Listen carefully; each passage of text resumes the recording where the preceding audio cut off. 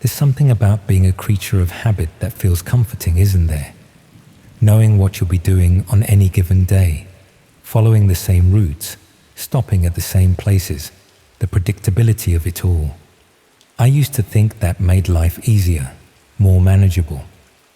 I'd wake up at the same time each morning, take the same walk before breakfast, go through the same routines that had developed naturally over years of living alone. It felt safe, I suppose, structured.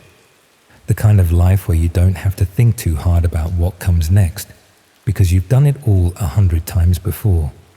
I'm an occupational therapist, working with elderly clients at their homes across Hull and the surrounding areas. It's rewarding work, helping people maintain independence in their daily lives, adapting their environments to make things easier as mobility or cognitive function declines. I've been doing it for around 14 years now, long enough that I've developed quite set patterns in how I structure my days. I visit the same clients on the same days each week, take the same routes between appointments, stop at the same cafe for lunch most days because I know what I'll get, and it's convenient. I live in a terraced house near the city centre. Bought it about 8 years ago when property prices were still reasonable. It's a nice enough area, quiet street, neighbours I recognise, but don't really know beyond polite nods when we're putting bins out. I've lived alone since I bought the place, prefer it that way honestly. After spending days helping people navigate challenging situations, there's something restorative about coming home to space that's entirely your own, where you can be completely yourself without having to maintain any professional demeanour. My routines at home are as predictable as my work schedule. Morning walk at 6:30, same route around the nearby park regardless of weather. Coffee from the same shop on the corner before I start seeing clients. Home by 6 most evenings, dinner around 7, usually something simple because I'm tired from the day. Television for an hour or so, then bed by 10 because I need proper sleep to function effectively in my job. Weekends follow their own patterns. Saturday morning shopping at the same supermarket, Sunday afternoon walk along the marina, that sort of thing. I never thought about how visible these routines were to anyone paying attention. Never occurred to me that predictability could be a vulnerability rather than just a comfort. Why would it? I'm not particularly wealthy, don't own anything especially valuable, live a quiet, unremarkable life helping elderly people maintain theirs. There's nothing about me that would make anyone think I'm worth paying attention to. Nothing that would suggest I'm a target for anything more serious than maybe an opportunistic burglary. But apparently, that's not how these things work. Apparently, the very ordinariness of my life, the predictability of my routines, the fact that I live alone and follow the same patterns week after week, all of that made me exactly the sort of person someone was looking for. Not for anything I owned or any particular reason related to who I am, but simply because my life was documented and consistent enough to be useful to people I'd never meet, who had purposes I couldn't have imagined. It started, as far as I can tell, about 18 months ago, though I didn't know anything was happening at the time. I was just living my normal life, following my comfortable routines, completely unaware that someone was systematically documenting every aspect of my daily patterns. Where I went, when I went there, how long I stayed, what routes I took between locations. All of it recorded with precision that seems excessive until you understand what it was being used for. I first became aware something might be wrong when a colleague mentioned she'd seen me in a part of town I don't usually visit. She said she'd waved, but I hadn't seemed to notice, which was odd, because I'm generally quite observant about my surroundings. The problem was, I hadn't been in that area on the day she mentioned. I'd been visiting clients on the opposite side of the city, following my usual Thursday schedule. When I explained this, she seemed confused. but we both shrugged it off as a case of mistaken identity. Then it happened again, a few weeks later. A former client's daughter mentioned seeing me at the marina on a Sunday morning, said she'd been surprised because she knew I usually went there in the afternoons. Again, I hadn't been there that morning. I'd been at home doing housework, my typical Sunday morning routine. This time, the coincidence felt less comfortable, but I still assumed it was just someone who looked similar to me, being spotted in places I was known to frequent. The third incident was more unsettling.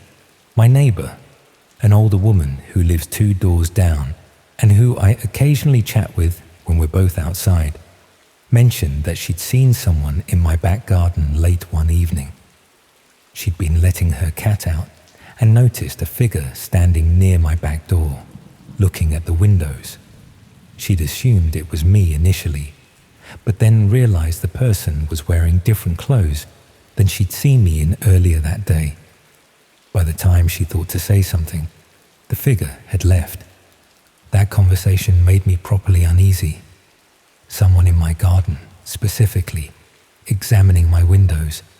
That wasn't a case of mistaken identity or coincidental resemblance.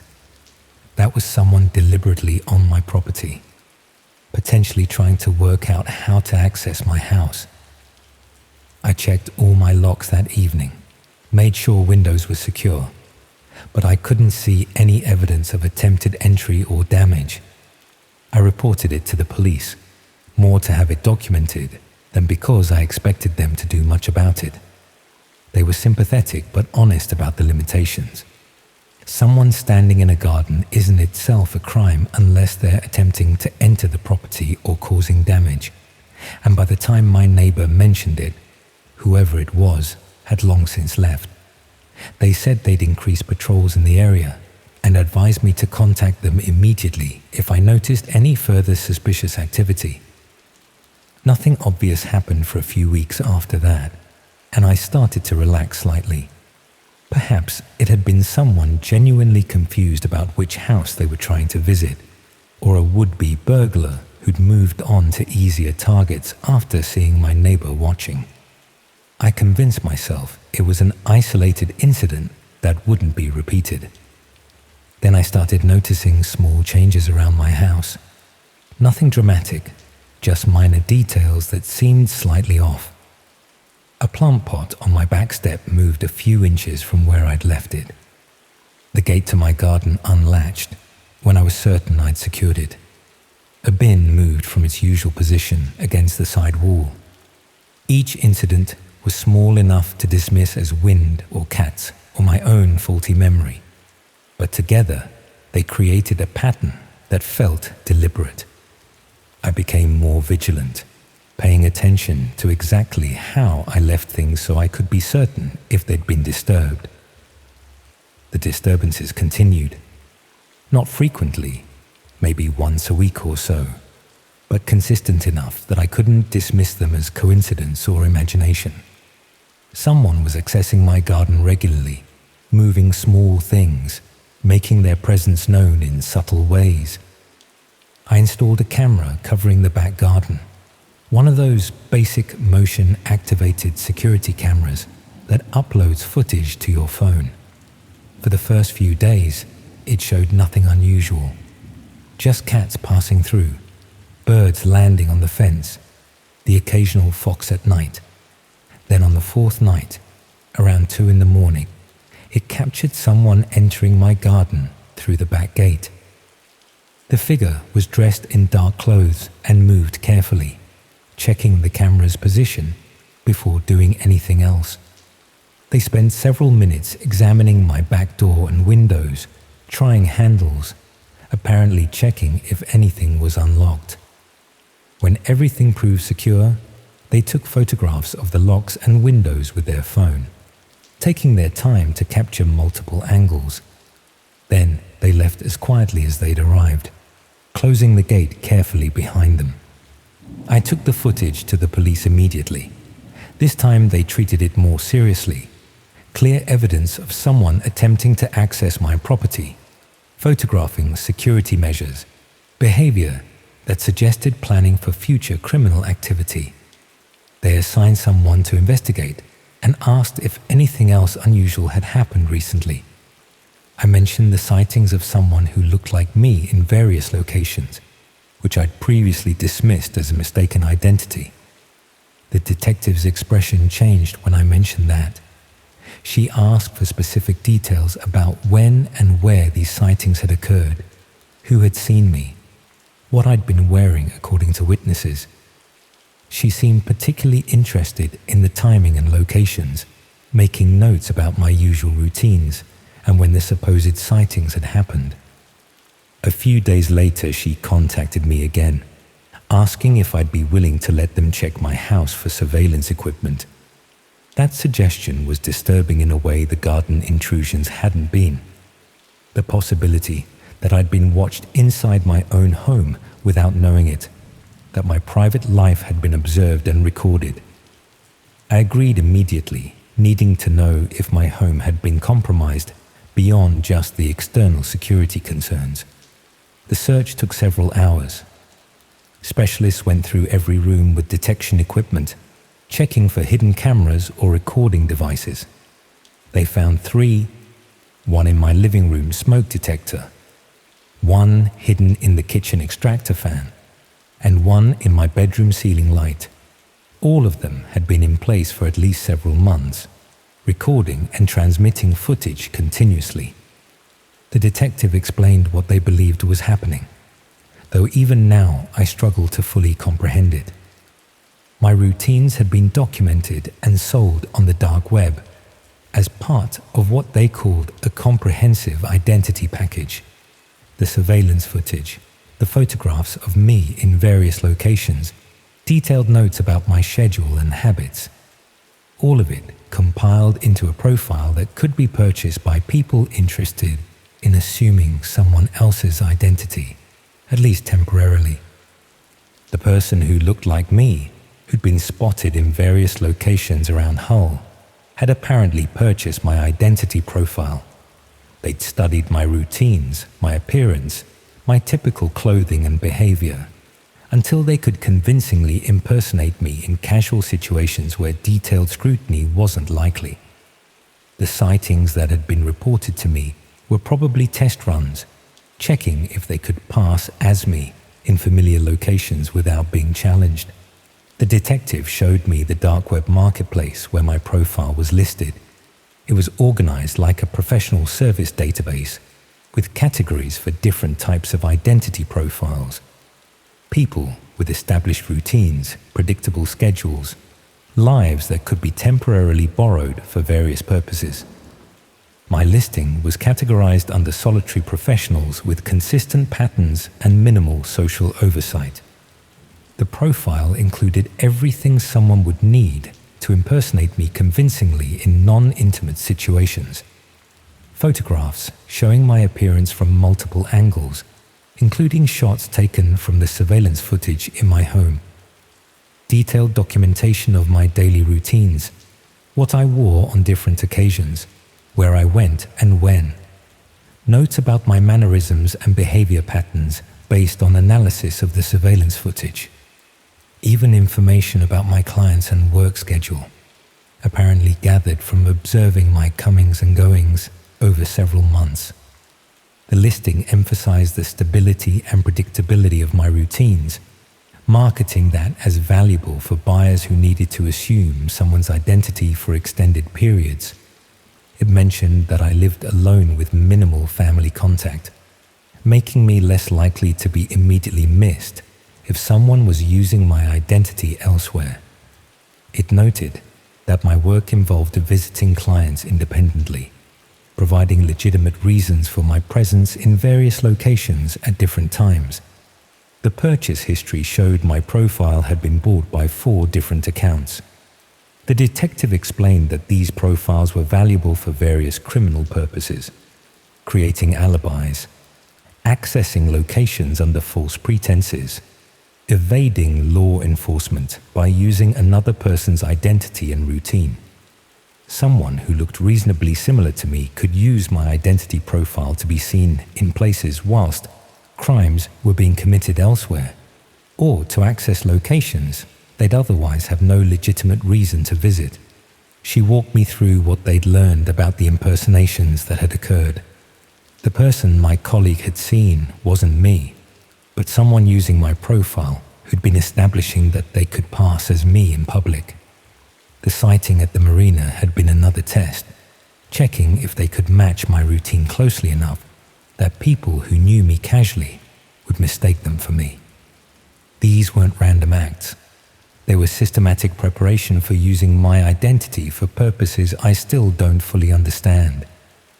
The investigation revealed a substantial operation. Hundreds of people had their routines documented and identity profiles created without their knowledge. Surveillance equipment installed during legitimate service visits or through other forms of access. Detailed observation of daily patterns over months or years. All of it compiled into profiles sold to people who needed to borrow someone else's identity temporarily for criminal purposes. The person caught in my garden on camera had been updating my profile with current information about my security measures. The marketplace offered profile refreshes as an additional service. Buyers could pay for updated intelligence if they needed current information, rather than potentially outdated details from when the profile was first created. The cameras in my house had been providing ongoing footage that kept my profile current and valuable. Several arrests were made, including the person who'd been caught on camera in my garden. But the identity profiles themselves had been widely distributed before law enforcement discovered the operation. My profile, along with hundreds of others, existed in private collections of people who downloaded it before the marketplace was shut down.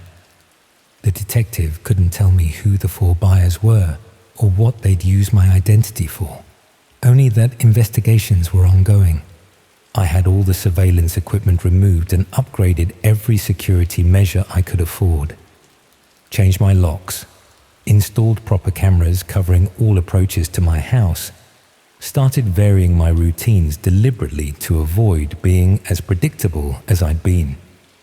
But the psychological damage was deeper than any physical security measure could address.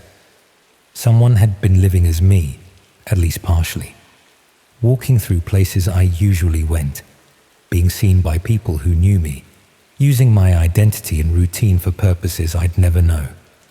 My life had been borrowed without permission, my predictable patterns weaponized against me, my comfortable routines turned into vulnerabilities that strangers exploited for their own purposes.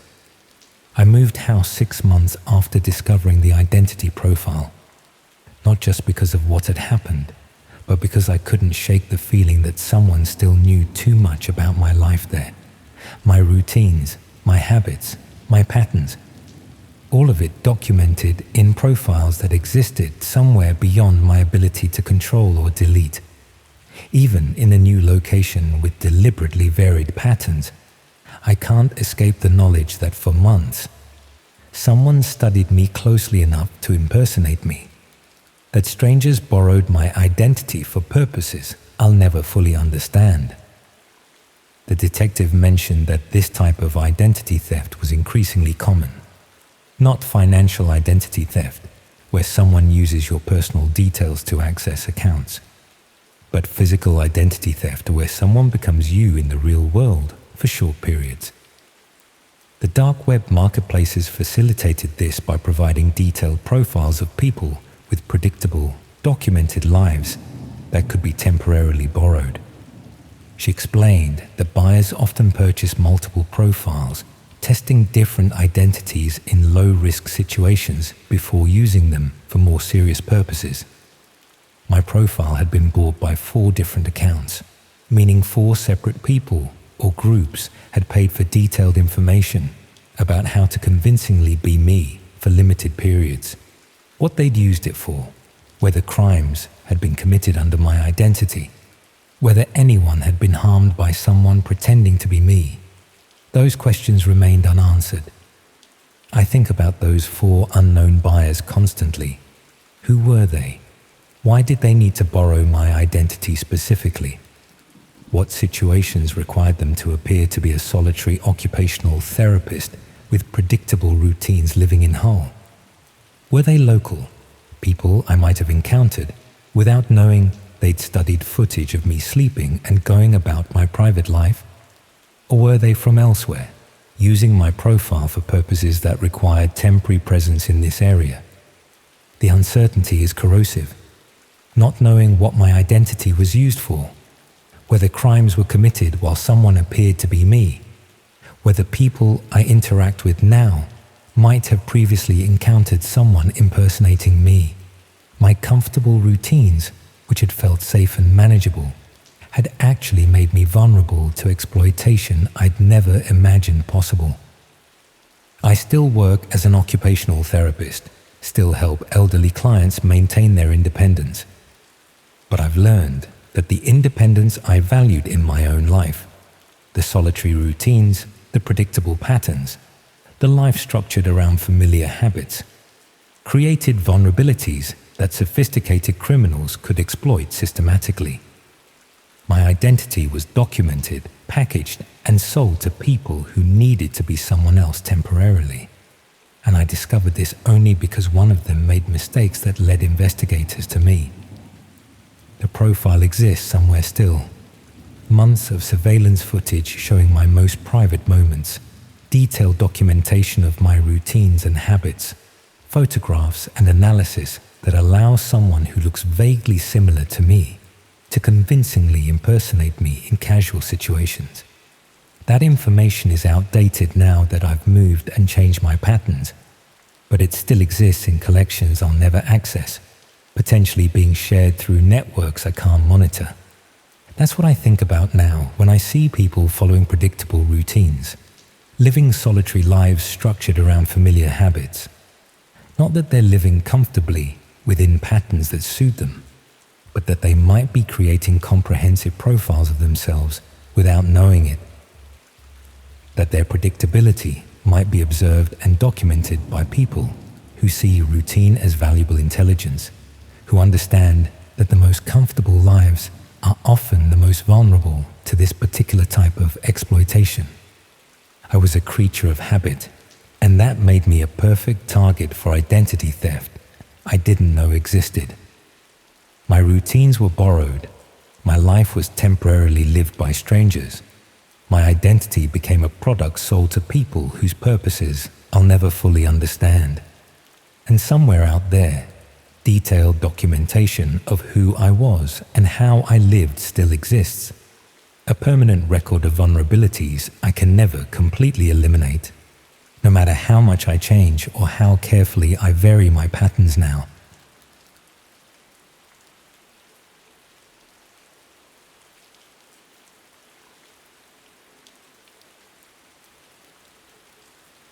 I should probably admit something right from the start. I agreed to help my brother because I wanted to feel useful again.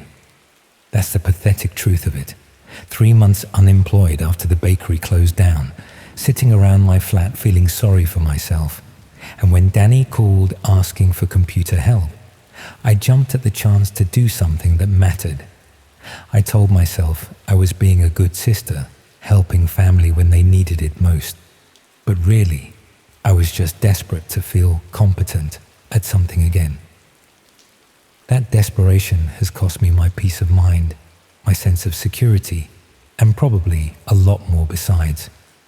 I'm writing this from a Premier Inn in Birmingham, having left my flat in the middle of the night with nothing but a rucksack and my savings, because I finally understand what I helped my brother access, what I made possible, and I'm terrified of what might happen now that I know too much.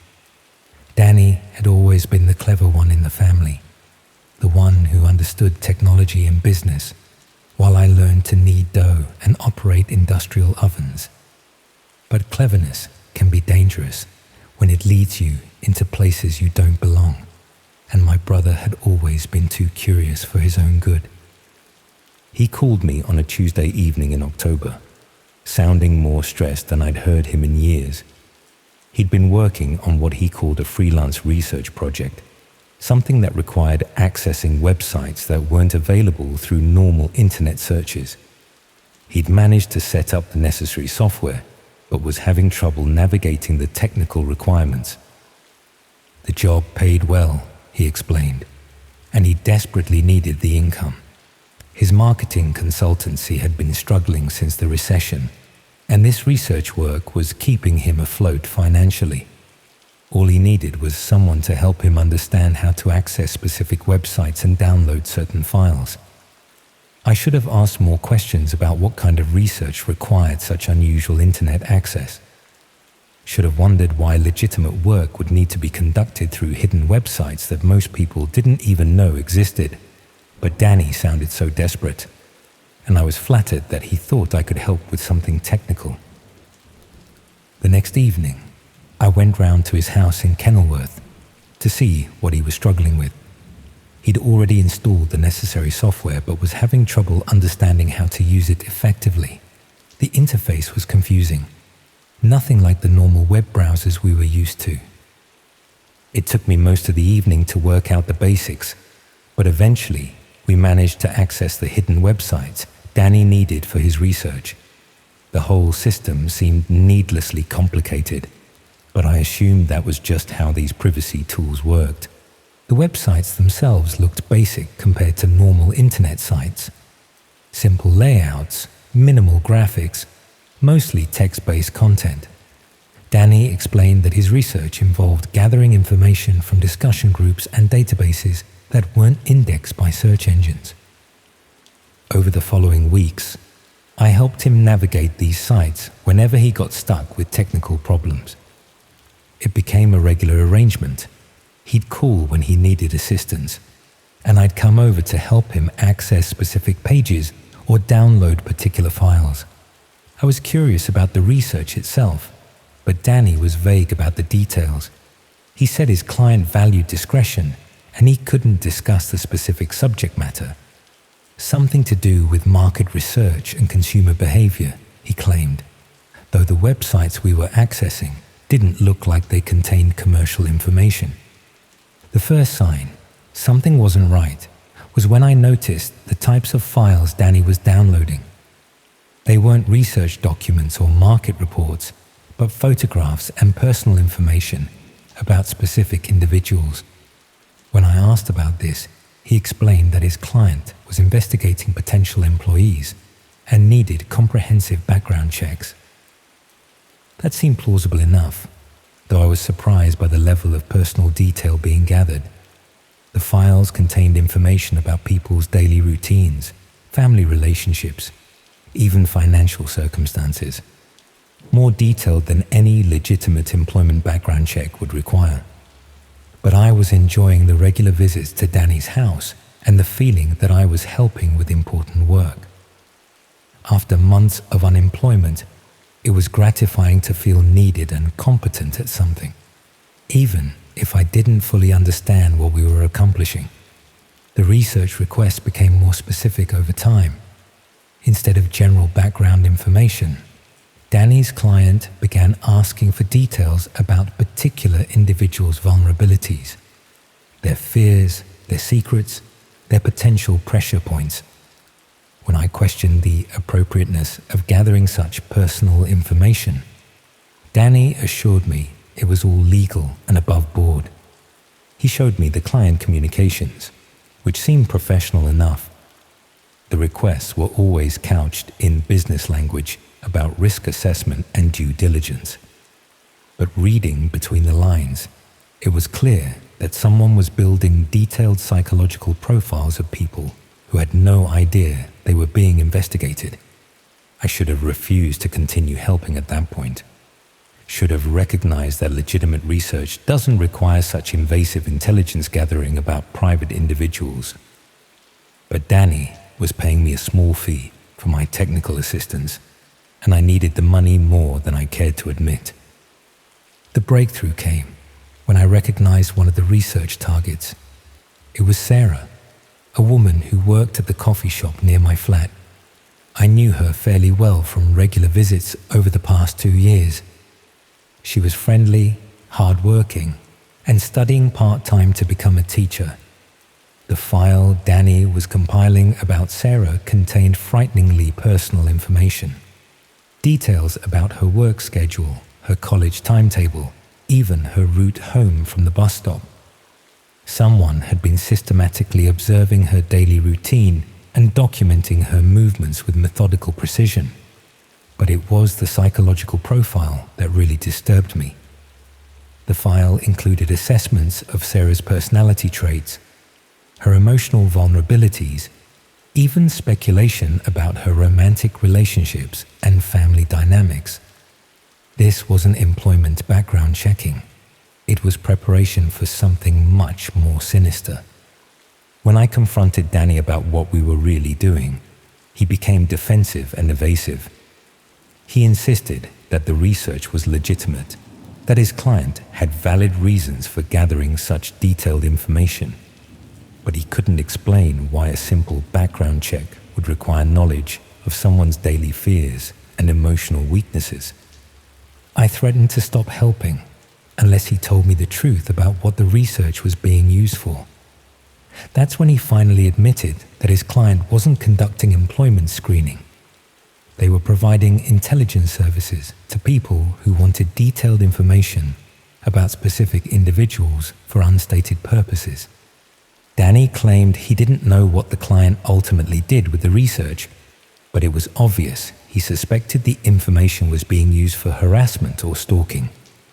He justified his involvement by saying he was just gathering publicly available information, that he wasn't responsible for how it was used. But I knew that wasn't true. The information in these files could only have been obtained through systematic surveillance and investigation. Someone was paying Danny to facilitate stalking campaigns, and I'd been helping him do it without understanding the consequences. I demanded that he stop accepting these research requests and delete all the files we'd compiled. Danny refused, claiming he couldn't afford to lose the income and that someone else would do the work if he didn't. He tried to minimize my concerns by suggesting that information gathering wasn't inherently harmful. That's when I realized my brother had become someone I didn't recognize. The financial pressure had compromised his moral judgment, and he was willing to facilitate serious crimes against innocent people rather than face economic hardship. I stopped helping him and tried to put the whole experience behind me, but I couldn't stop thinking about Sarah and the other people whose lives we documented in such invasive detail. I started paying closer attention to her behavior when I visited the coffee shop, looking for signs that she was being harassed or followed. It didn't take long to notice changes. Sarah seemed more nervous than usual, constantly checking over her shoulder and jumping at unexpected sounds. She'd started varying her route home from work and seemed reluctant to stay late for closing duties. Someone was clearly making her feel unsafe. I considered warning her about the research file. But how do you tell someone that your brother has been paid to compile a stalking manual about their daily life? How do you explain your own complicity in gathering the intelligence that was now being used to terrorize them? Instead, I decided to investigate who Danny's client actually was and what they were doing with the information we'd provided. I used the same hidden websites we'd been accessing for research, following the digital trail back to see where the requests were originating. What I discovered was a marketplace where people could commission detailed surveillance reports about anyone they chose. The clients weren't employers or private investigators. They were stalkers, harassers, and worse. People who wanted to terrorize specific individuals but needed intelligence about their targets' routines and vulnerabilities. The research Danny had been conducting was being sold to the highest bidder, with no screening of the buyers or oversight of how the information was used. We'd been feeding intelligence into a system that facilitated serious crimes against vulnerable people. Some of the completed research files had been used for elaborate stalking campaigns that had driven victims from their homes and jobs. Others had enabled harassment so severe that several targets had required police protection. A few had even been connected to physical assaults, where the attackers had used detailed intelligence about their victims' routines and psychology. I tried contacting Danny to explain what I'd discovered, but he refused to discuss it further. He claimed he was just providing a service that was in demand, that he wasn't responsible for criminal misuse of information. When I threatened to report his activities to the police, he reminded me that I'd been complicit in gathering much of the intelligence myself. That's when I understood the trap I'd fallen into. My desire to feel useful had made me an accessory to systematic stalking and harassment. I couldn't expose Danny's activities without implicating myself, and I couldn't protect his victims without admitting my own role in facilitating their persecution. I started monitoring the hidden websites regularly, looking for signs that the research targets were being harmed. Found several news reports that seemed connected to intelligence we'd gathered. Break-ins at addresses we'd surveilled. Harassment campaigns against people whose psychological profiles we'd compiled. Even a few cases where victims had been approached by strangers who demonstrated intimate knowledge of their personal lives. Each report made me feel sicker about what I'd been part of. I'd thought I was helping my brother with legitimate research work, but I'd actually been enabling crimes against innocent people who had done nothing except catch the attention of someone willing to pay for detailed intelligence about their lives. The situation became personal when I found my own name on one of the research request lists. Someone had commissioned a detailed surveillance report about me, probably because they'd identified my connection to Danny's intelligence gathering operation. The request specified the same level of invasive investigation that we'd conducted on other targets. Daily routine mapping, psychological profiling, vulnerability assessment. Someone wanted to know everything about my life, my habits, my weaknesses. I realized I was now in the same position as Sarah and the other people we'd researched. My privacy had been violated, my safety had been compromised, and there was nothing I could do about it through normal legal channels. That's when I decided to disappear, not permanently, but long enough to break the surveillance pattern and hopefully discourage whoever was interested in my activities. I withdrew my savings, packed essential belongings, and left Coventry without telling anyone where I was going. The irony isn't lost on me. I've become a victim of the same system I helped create. The intelligence gathering techniques I learned while helping Danny are now being used against me by people who see me as a security threat or a source of information. I keep thinking about Sarah and wondering if she's managed to escape whatever harassment campaign was planned against her. About all the other targets whose files we compiled. All the innocent people whose lives we documented for criminal purposes. The hidden websites are still active, still facilitating the trade in personal intelligence that makes modern stalking so effective. Danny is probably still accepting research requests, still gathering invasive information about people who don't know they're being watched. And I'm sitting in this anonymous hotel room, afraid to go home, afraid to contact friends or family, afraid to establish any routine that might make me predictable to whoever has commissioned intelligence gathering about my life. The most frightening thing is how easy it all was, how a few hours of technical assistance could facilitate systematic violations of privacy and safety, how the desire to feel useful could be manipulated into complicity with serious crimes. I suppose this is what happens when technology outpaces our understanding of its implications, when the tools that were designed to protect privacy get turned into weapons for destroying it, when the interconnected world we've created becomes a hunting ground where anyone can become prey. All I wanted was to help my brother and feel competent at something again. Instead, I've learned that good intentions can be weaponized, that family loyalty can be exploited, and that sometimes the most dangerous thing you can do is try to be helpful without understanding the full consequences of your assistance. Now I just have to hope that whoever is researching me will lose interest before they gather enough intelligence to make me genuinely vulnerable. And I have to live with knowing that my desire to feel useful has probably contributed to the suffering of people I'll never meet. People whose only crime was existing in a world where privacy has become a commodity to be bought and sold.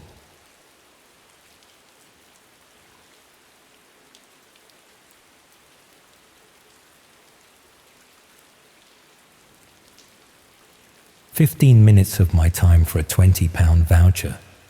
It's the sort of thing you do on a slow afternoon without thinking twice. It seemed completely harmless, just a phone survey. Another bit of market research that companies are always conducting. Except those 15 minutes are the reason I had to move house, change my routine entirely, and now check over my shoulder every time I unlock my front door. I work as a florist in Exeter, running a small shop near the cathedral that's been in my family for 3 generations. It's modest but steady work, the sort of business that survives on repeat customers and word-of-mouth recommendations rather than any dramatic growth strategy. I'm there 6 days a week, usually opening around 8 in the morning and closing by 6 in the evening, with Sundays off for the market reset and personal time. About 2 years ago, I received a phone call at the shop from someone conducting what they described as a lifestyle survey for a consumer research company. The caller was professional and polite, explaining they were gathering data about shopping habits and daily routines to help businesses better understand their customers. The survey would take roughly 15 minutes, and I'd receive a £20 Amazon voucher for participating. I've always been somewhat skeptical of these types of calls, but this one seemed legitimate. The caller knew I owned a retail business, which suggested they'd done at least some research rather than cold calling randomly. They mentioned the name of a research firm I vaguely recognized from seeing referenced in business articles. It was a quiet Tuesday afternoon with no customers in the shop, so I agreed to participate. The question started normally enough. What time did I typically open the shop? When was my busiest period during the day? What days was I closed? Did I work alone or have employees? Standard information that any market research company might collect about small business operations. Then the questions became more specific. What time did I usually leave home in the morning? Did I take the same route to work each day? Did I live alone or with family? What kind of security measures did I have at home? The caller explained these questions were about understanding work-life balance and security concerns for small business owners, which sounded reasonable enough at the time. I answered honestly, not really thinking about why a consumer research firm would need to know that I left home around 7:40 each morning, that I lived alone in a terraced house about 2 miles from the shop, that I had a fairly basic alarm system but no cameras, that I usually took Wednesdays slightly easier because foot traffic was lower midweek. The caller asked about my evening routine as well. What time did I typically get home? Did I go out during evenings or mostly stay in? Did I have neighbors who were usually around? Were there particular nights when I was reliably away from home? I mentioned that I went to a book club every other Thursday evening and usually did my weekly shop on Tuesday evenings after work. The survey concluded with questions about my holiday patterns. How often did I close the shop for holidays? Did I tend to go away during specific seasons? Who looked after my home when I was away? I explained that I typically closed for a week in August and a few days around Christmas, that I didn't usually travel far, and that my sister who lived nearby would check on my house when I was away. The whole conversation lasted around 20 minutes, and the caller thanked me professionally before ending the call. Within a few days, I received an email with a code for the promised Amazon voucher, which further confirmed the survey's legitimacy in my mind. I spent it on some gardening supplies and didn't think about the call again. Several months later, my house was broken into on a Thursday evening whilst I was at book club. The burglars took electronics, jewelry, and some cash I'd kept in a drawer. But they'd been careful and methodical.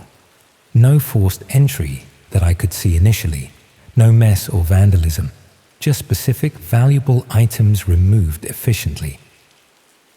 The police suggested they'd picked the lock, which apparently wasn't difficult with the older style lock I had on my back door.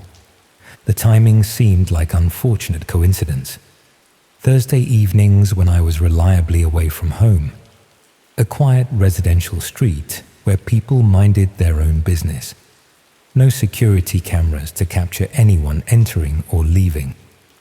The police took a statement and gave me a crime reference number, but they were honest about the low likelihood of recovering my belongings or identifying who was responsible.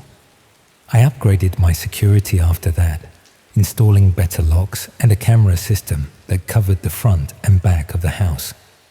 I felt violated, but tried to move on, telling myself it was random bad luck rather than anything targeted. Then it happened again, 4 months later, this time on a Tuesday evening whilst I was doing my weekly shop. Different items taken, same methodical approach, same lack of forced entry.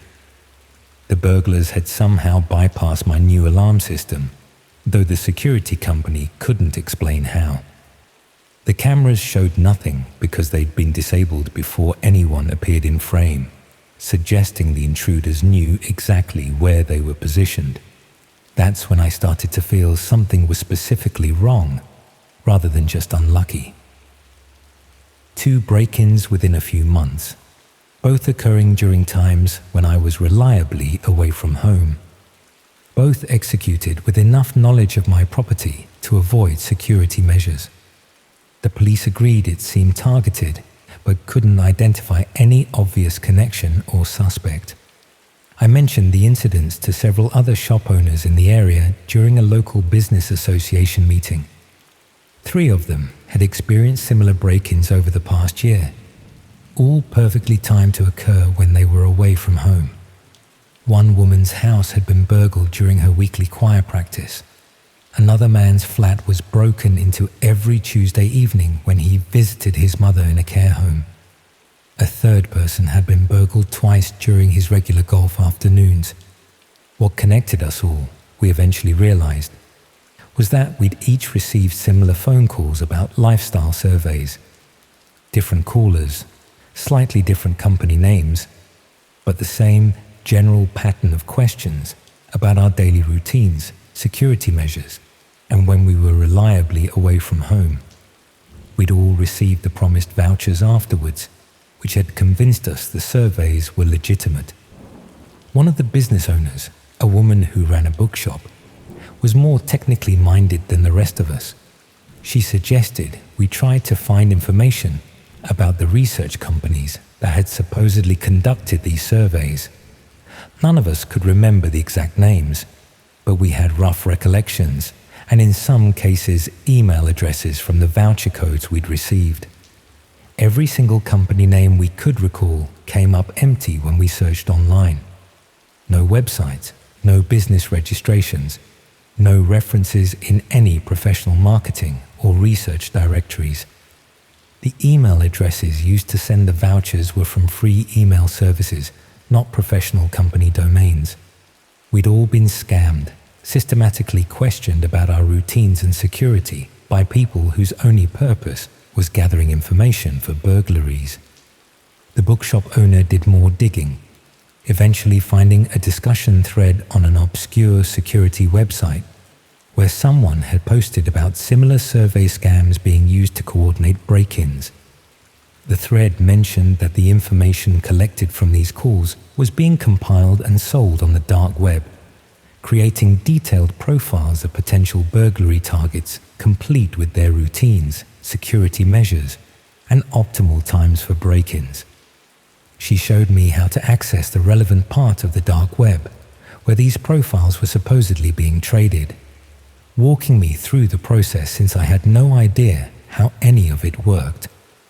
It took some time to find the right marketplace, but eventually we located a section specifically dedicated to what they called residential access information. My address was listed there, along with dozens of others from Exeter and surrounding areas. The listing included everything I'd told that survey caller: my morning departure time, my Thursday evening book club, my Tuesday shopping trips, the location of my shop and typical working hours, details about my alarm system and the positions of my cameras, information about when I took holidays and who checked on my house when I was away. The profile had been updated since my initial survey call. Someone had added notes about the security upgrades I'd made after the first burglary, details about my new locks and camera positions, observations about which neighbors were usually home during certain hours.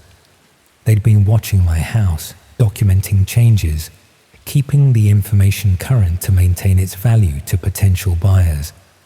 The listings included pricing structures based on the quality and detail of information provided. My profile was marked as premium because it contained verified information about security systems and regularly updated observations about my routine.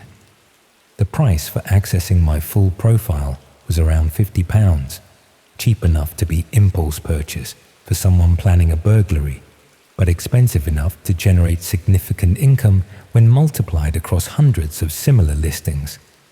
Comments beneath my listing discussed the reliability of the information and the ease of access to my property.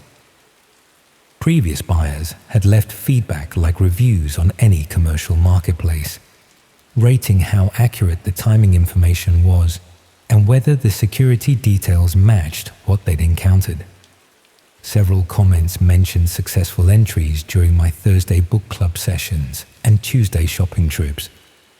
I felt physically sick reading through it all, understanding that my home had been treated as a product, my routine analyzed and packaged for sale to criminals who viewed breaking into houses as a straightforward business transaction. The survey I'd answered so casually had created a detailed instruction manual for violating my privacy and stealing my belongings. The bookshop owner and I documented everything we found and brought it to the police.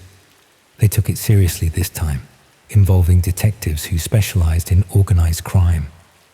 The investigation revealed that these survey scams were part of a much larger operation spanning multiple cities across the southwest of England. The people conducting the surveys worked for someone coordinating burglaries across the region.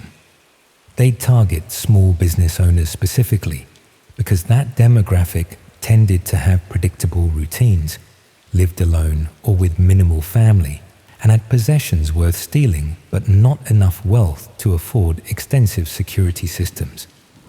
The surveys identified ideal targets and created detailed profiles that were then sold to burglary teams who specialized in quick, efficient break-ins. The operation had been running for several years, with hundreds of homes burgled based on information gathered through these fake surveys.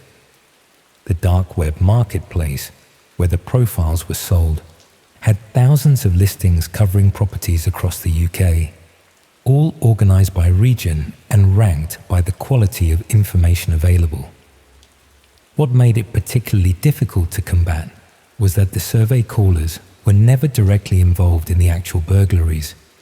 They just gathered information and passed it along to whoever managed the marketplace. The burglary teams purchased access to profiles without ever knowing who'd collected the information or how. Everyone involved had plausible deniability about the full scope of the operation.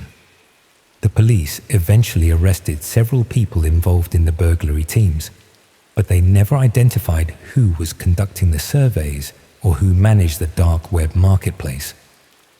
The site was shut down temporarily, but apparently resurfaced under a different address within weeks. The model was too profitable and too difficult to police effectively. I moved house 6 months after discovering my profile on that marketplace. I couldn't stay somewhere that had been so thoroughly analyzed and categorized, knowing that even with security upgrades, the basic vulnerability of my routine had been permanently documented. My new address isn't listed yet, but I know that doesn't mean it won't be eventually. I'm hyper-vigilant about phone surveys now, refusing to participate in anything that asks about my routine or security measures. I've warned everyone I know about these scams, explaining how innocent-seeming market research questions can actually be intelligence gathering for criminal purposes. Some people take it seriously, but others think I'm being paranoid, that surely legitimate research companies also ask similar questions. They're right, of course. That's what makes these scams so effective. The questions seem reasonable, the callers sound professional, the promised compensation arrives as promised. Nothing about the interaction raises immediate red flags because it's designed to mimic legitimate market research, closely enough that most people never question it. The other business owners whose houses were burgled have had mixed experiences since discovering the marketplace. Some moved like I did, unable to feel safe in homes that had been profiled and traded online. Others stayed but invested heavily in security systems, though we all know that information about those systems is probably being gathered and updated somewhere. One person closed their business entirely, unable to maintain predictable hours, knowing that routine was precisely what made them vulnerable.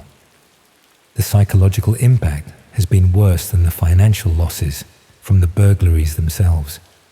It's the knowledge that strangers had studied my life in detail, that my daily patterns were documented and analyzed, that my home's vulnerabilities were mapped out and sold to whoever wanted to exploit them. The violation isn't just that people broke into my house, but that they were invited by information I provided willingly, never understanding how it would be used. I still think about that survey call sometimes, wishing I'd been more suspicious or less accommodating. But I know that's pointless.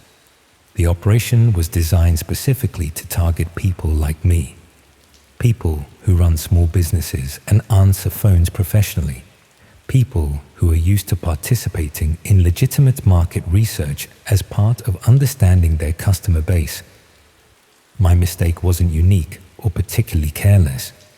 It was predictable, and that's why the scam works so effectively. The marketplace listings continue circulating somewhere in the hidden corners of the internet. My old address is probably still there, marked as outdated but available for reference. The information never truly disappears. It just becomes less current, less valuable, but still potentially useful to someone planning a burglary in that neighborhood.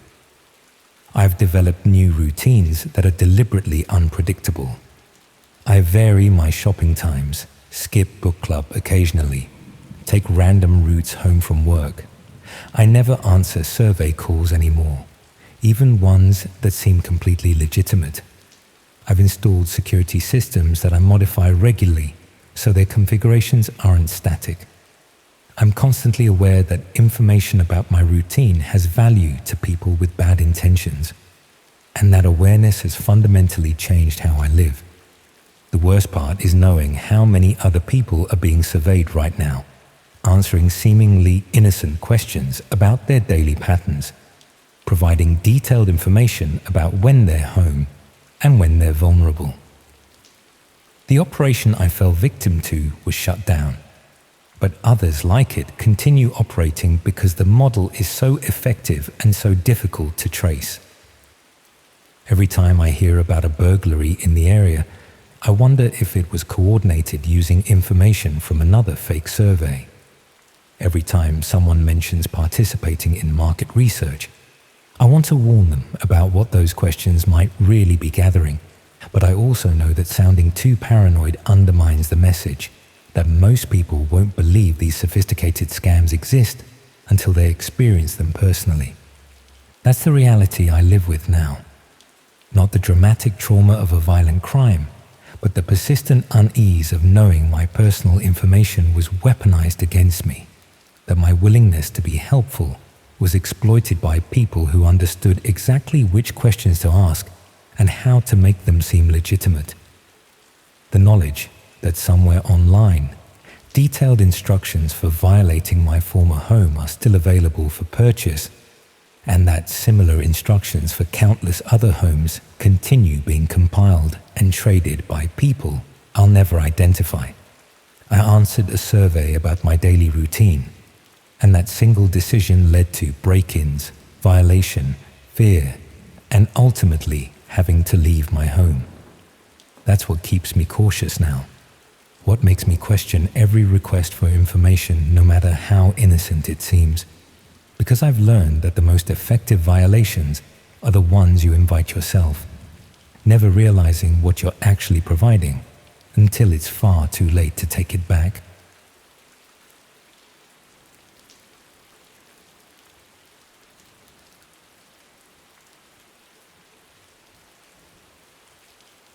I did not go looking for the worst of it.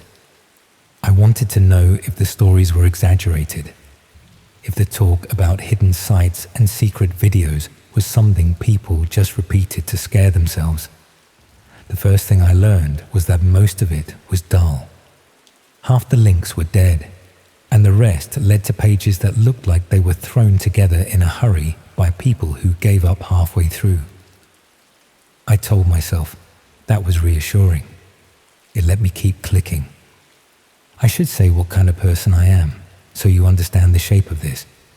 I work a simple office job. I have a normal rented flat on a street where the neighbors mow their front edges on Sunday and put the bins out the evening before collection. I am not clever with computers. I can use them, but I am not one of those people who talks about exploits or writes scripts. I found the dark web the way people find anything online. I read about it, then I followed a chain of instructions that were easy enough to follow if you have time and a bit of patience. I did this around the time a long relationship ended, and everything felt quieter. I had too many evenings with no reason to leave the flat, and a feeling that I could be anyone when I was behind a screen. That was the hook. Not the morbid curiosity you expect me to confess to, but the strange relief of being anonymous for a few hours and seeing if the stories matched the reality. I started with the safe-seeming corners, lists of links kept by people who claim to be archiving things. I learned the rhythm of those pages, a handful that worked, many that did not, and every functioning one mirrored in case it was taken down.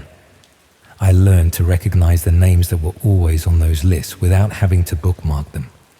I clicked through marketplaces out of curiosity, not to buy anything.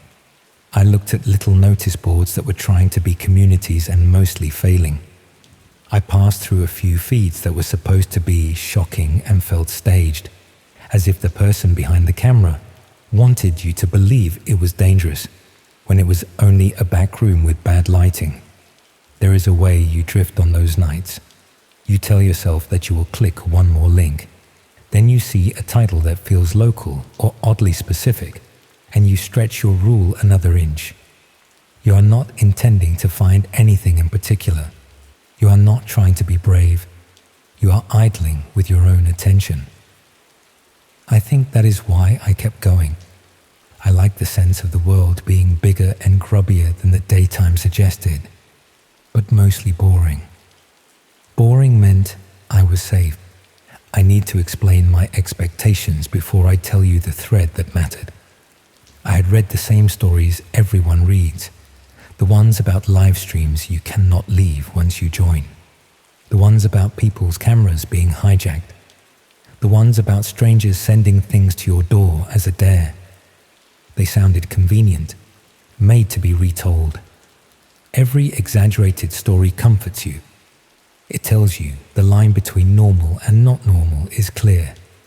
It suggests that evil is flamboyant and will announce itself with a flourish, because that is how the tale remains memorable. My experience did not present itself that way. It thickened slowly, detail after detail, until I had to admit the obvious. Someone real had taken an interest, and I had made it easy. The page that started it was nothing special. A flat background, a list of words in plain text, a row of links spaced like they had been placed by hand. The title was a variation on a theme I had already seen. A curt phrase about logistics, another about doorstep deliveries, a hint of a location that could have been anywhere in England if you squinted at it. I clicked because one of the little tags under the list mentioned the south coast, and I live not far from the sea. The first link led to a time-stamped archive of videos of front steps. Not dramatic. Short clips that were just long enough to show a parcel being left, or a little object being nudged under a mat. Nothing illicit in the footage itself. The strangeness was context. The clips had captions that summarized what had been delivered. Not what you would expect to order from a shop, but odd items you might find in a bargain bin or drawer. An ice scraper in midsummer, a packet of drawing pins, a single kitchen glove. The clips were arranged by town in a way that felt casual rather than comprehensive. I recognized one of the town names. I told myself it was a coincidence. The second link was labeled live, although I only knew that by the way the page refreshed itself. The video was a still view of a hallway with the door at the far end. The camera was low, too low for a proper security camera. It showed the threshold, a meter or so of flooring, the start of a stair carpet. To the left, there was a little cabinet with a bowl and some keys. It looked like 1,000 hallways. Nothing happened for a while. I watched because I felt strange watching a stranger's ordinary hall, and then started telling myself a story about it being staged. After a few minutes, someone walked through the frame from the stairs to the door and slipped outside. There was nothing about it that looked illegal. It looked like someone going to fetch something from the car. I clicked away and forgot it. The third link was a list of rules for something called a route. It used practical words that made it seem legitimate in a way that worried me only afterwards. It laid out expectations for those who wanted to commission a stop. It mentioned the kinds of items that could be placed and the sorts of actions that would not be allowed. It said nothing about money. It did not offer a contact. It was written as if you already knew how to reach out. I scrolled through it and closed the page. At that point, my mind had not yet collected those 3 pages into a single thought. I saw them as separate fragments in a big scrapbook of nonsense people put online to provoke reactions. A week or so later, on a warm evening that made the flat smell like dust and sun, I came home and found a padded envelope on my step with my name written in a careful, deliberate hand. There was no return address. The postage mark was smeared. Inside there was a small plastic wedge and a folded sheet of printer paper. The wedge was the sort you slide under a door to keep it open. The paper was a timetable of times and days spaced across the next week. There were only a few entries. Most of them were late in the evening. It did not look like junk mail, and it was too odd to be a flyer. I put the wedge in a drawer, put the paper in the bin, and told myself it was a mistake. That night, just after one of the times on the list, there was a knock on the door so gentle it could have been a branch tapping the frame. I did not open it. I stopped breathing until whoever was there gave up. I lay awake for a while afterwards, annoyed with myself for being spooked by paperwork. The next time I went back to that page list, it was because curiosity had turned into something else. I wanted to prove to myself that the envelope was unrelated. I wanted the comfort of randomness. I found the same list of links and went to the live feed again. The hallway was not the same as mine, and I reminded myself of that in an almost childish way, as if saying it out loud would make it truer. Nothing happened on the feed for a few minutes. Then a hand in a latex glove appeared from the very bottom edge and slid a door wedge along the skirting board until it was out of shot. The view did not change. The person had used the same kind of wedge that was in my drawer. Plenty of people own door wedges. Plenty of pranksters buy the same cheap props. I convinced myself of that and closed the tab. The second envelope came a few days later. It was thin, folded once, with no stamp. It had been pushed by hand. Inside was a cheap A4 print of a photograph of my own step, taken from roughly shoulder height. The photo could have been taken by anyone walking past. It did not show anything identifying, beyond the scuffs on the paint that I recognize simply because I see them every day. On the back of the paper, there was a scribble of numbers in pencil. They looked like the kind of code you write for yourself when you are trying to remember something. They did not resolve into anything obvious. I kept the photo and threw away the paper. That evening, I moved the little peephole camera I had bought after the first knock. I set it at an angle to cover more. I told myself this was silly. I told myself there were worse ways to spend an evening than securing a door.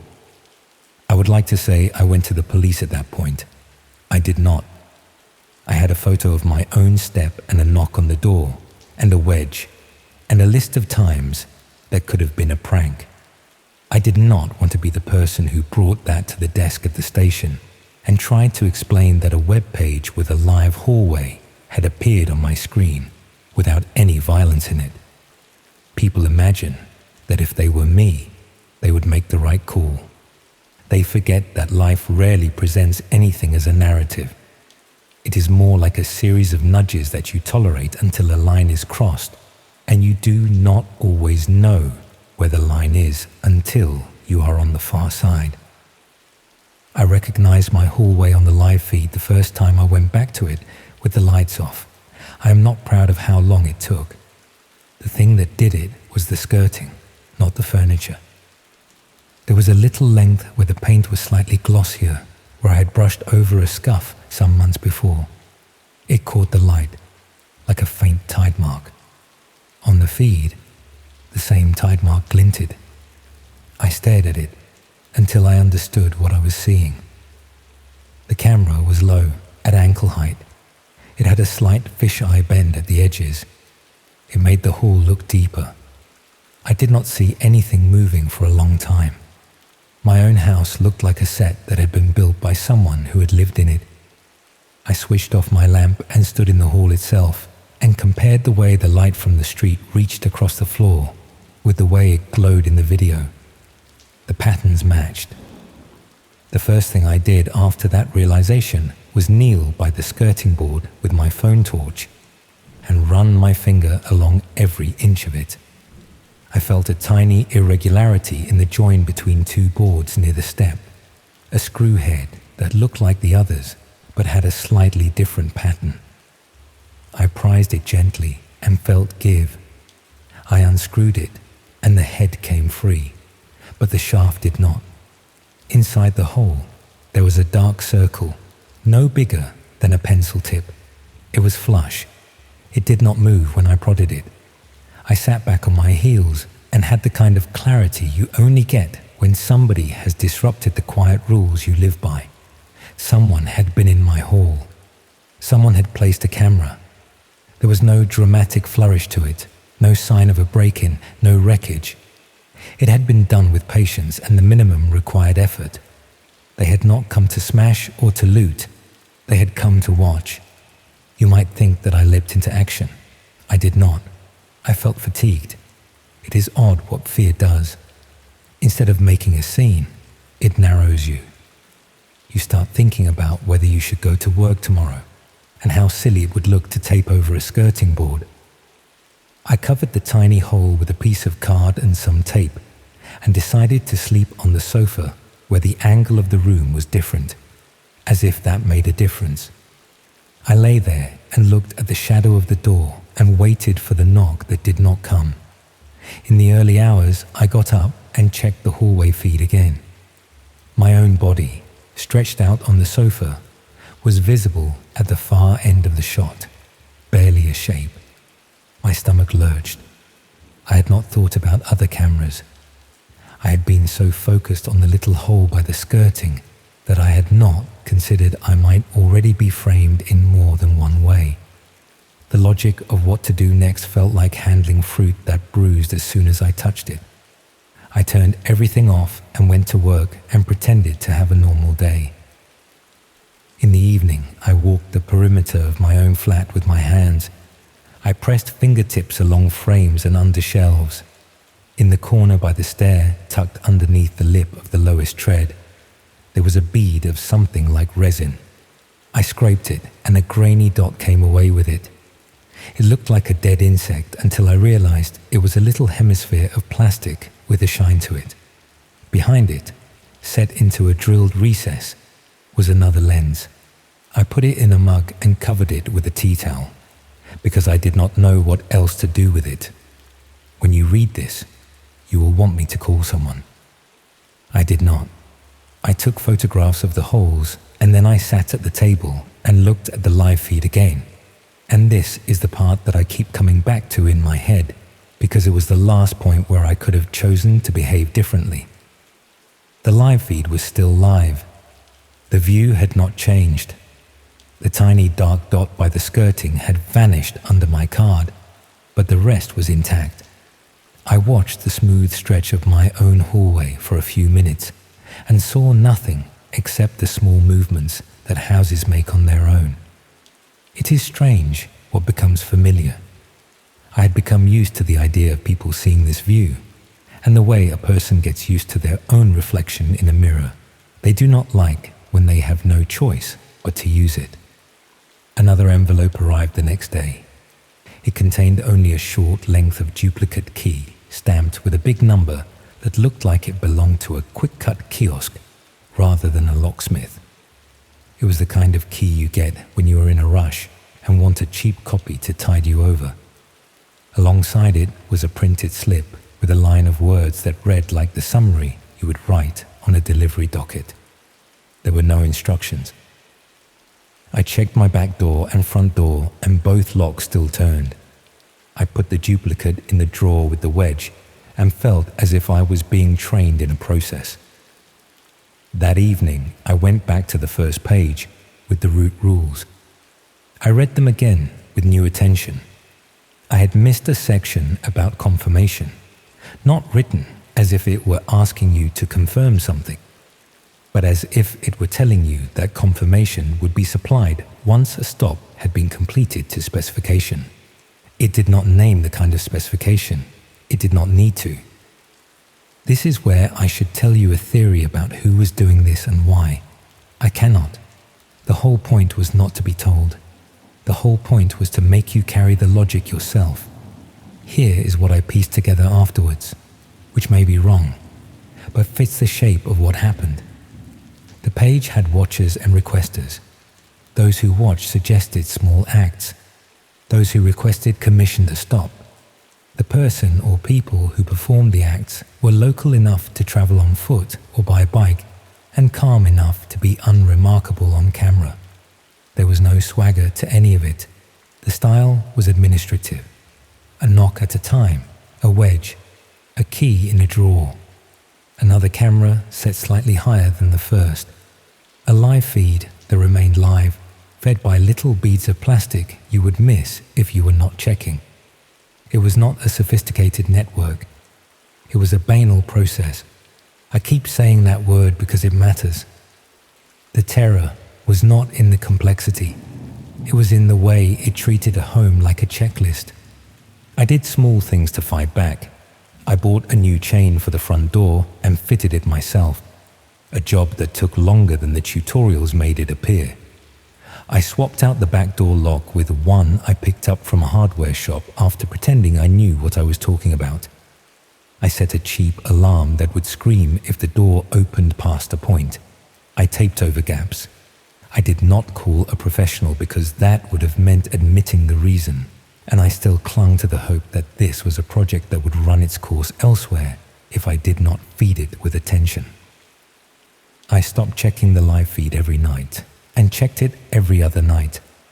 I stopped telling myself I would ignore the knocks, and I did ignore them. And then one came earlier than usual, and I opened the door a crack before I could stop myself, and there was nobody there, and I laughed at nothing because the laugh had to go somewhere. The last week of it, before it broke, felt quiet.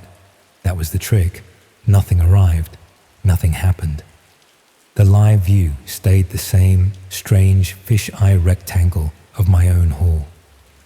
I slept through the night twice and woke feeling slow and grateful. On the third night, I woke to the alarm screaming and the chain yanked tight and my body moving before I had thought about moving. The door was not open.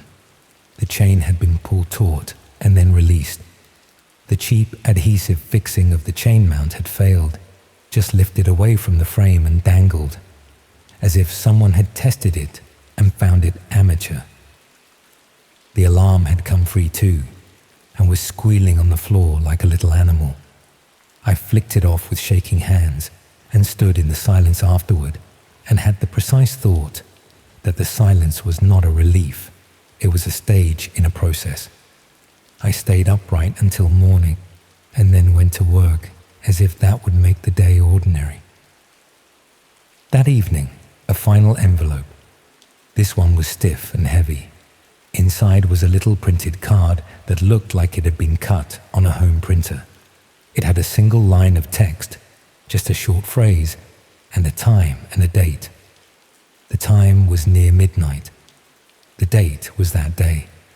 I did not have to guess what the phrase meant. It belonged to the root page. It was a way of marking completion. I stood in the hall and tried to imagine what completion looked like in a process where the steps had been so minor. The answer felt obvious, because it was the thing I had been skirting around for days. It meant entry. It meant that the watching phase ended with passing across the threshold. At this point, you might tell me I should have left. It is astonishingly difficult to uproot yourself for a single night when you do not have a plan. I do not have family nearby in the way that would make a phone call easy. Friends are friends during the day.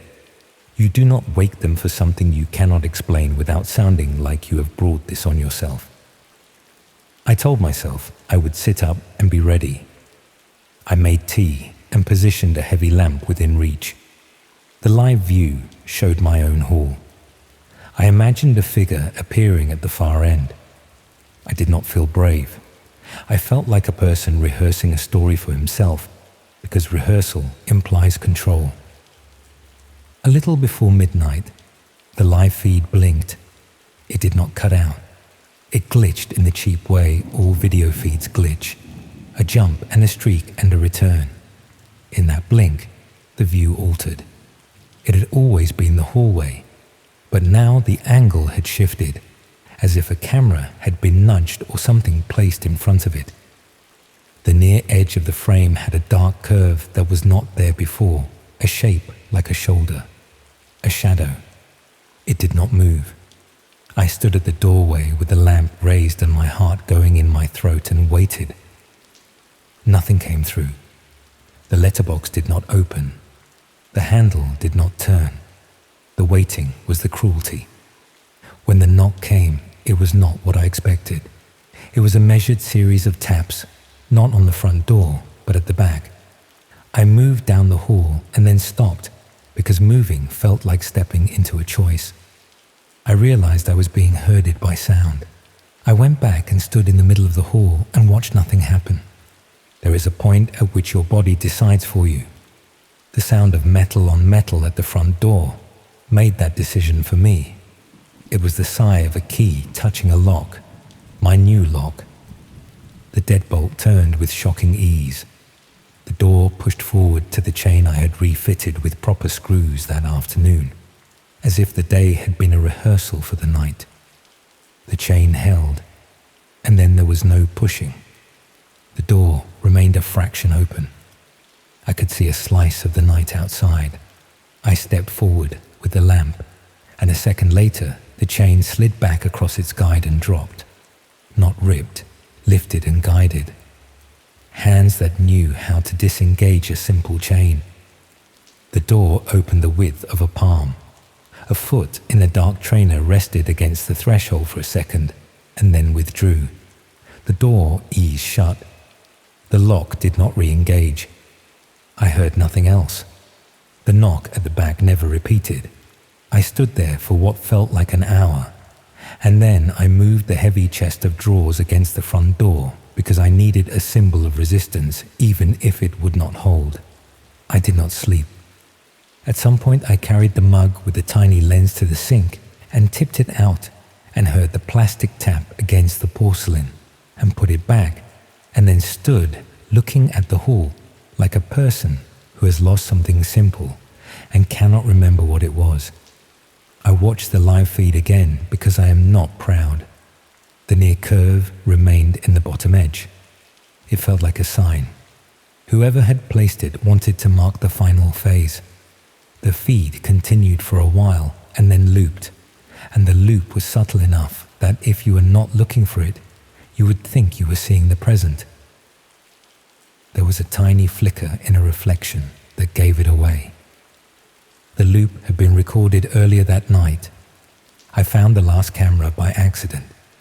It was set into the plaster above the door frame, hidden under a smear of paint that had been applied too neatly for me to see the difference in daylight.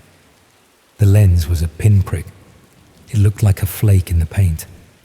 I think I only noticed it because the angle of the street lamp changed slightly as the hour passed, and the pinprick flashed a single dull star of light. I could not reach it without a chair. I did not fetch one. I could not stand the idea of standing on something with my back to the hall. I sat on the floor against the wall and counted my breaths until morning, because counting is something you can control. There are people who will say that not much happened that night. I see their point. Nobody came in and hurt me. Nothing was taken that I could itemize. What they do not understand is that my house was redefined for me. The internal map changed. Every threshold became conditional. Every silence could be part of a process. I phoned the police the next day and used careful words. I took down every camera I could find and documented each one.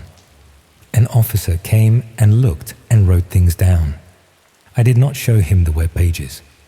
I said only that I had been targeted, and I was believed in the way you are believed when a stranger is polite to you and has a lot of other things to do.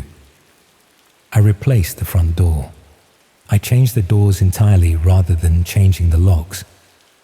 It cost more than I wanted to spend, and I spent it because the figure on the invoice felt like a replacement for a kind of certainty that had been removed.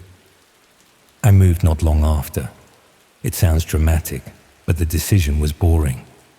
Everyone who came to view my place commented on how light the hall felt, and I smiled because I had lived long enough with the knowledge that light can be a witness as much as a comfort. I found a smaller flat on a different side of town. I did not change cities. I did not flee. I brought the chest of drawers with me, though it did not suit the new place. I gave myself rules and followed them. I do not browse the places I used to browse. I keep my browsing shallow.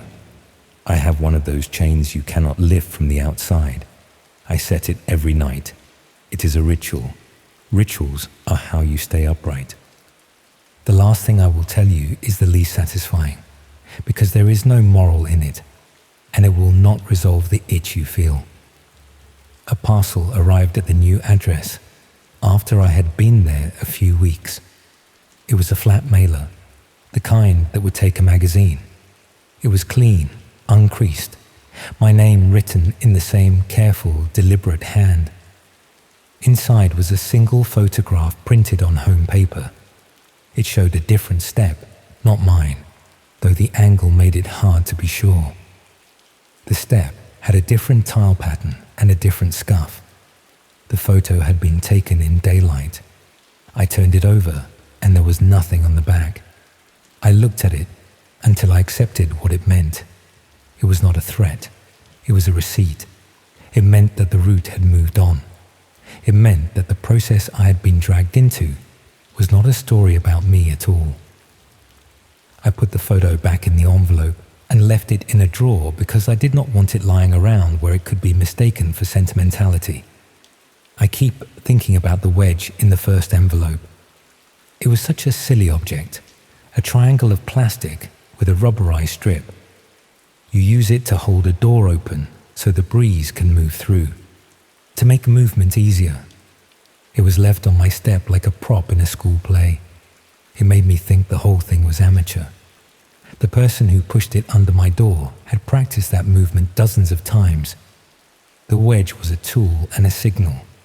It said that what was coming would be delivered with patience and confidence and the fewest possible moving parts. People tell themselves that fear announces itself with a crash. I have learned that it prefers a knock you can ignore if you try hard enough. It chooses objects that can be explained away. It keeps your life looking normal for as long as it can. That is why it works. You might be waiting for a grand claim about the dark web at this point. I do not have one. It did not possess secrets. It provided a layout.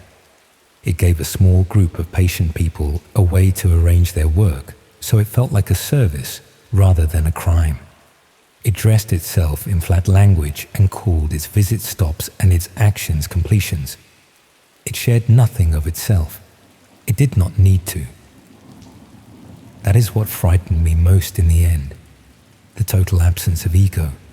No monologue, no explanation.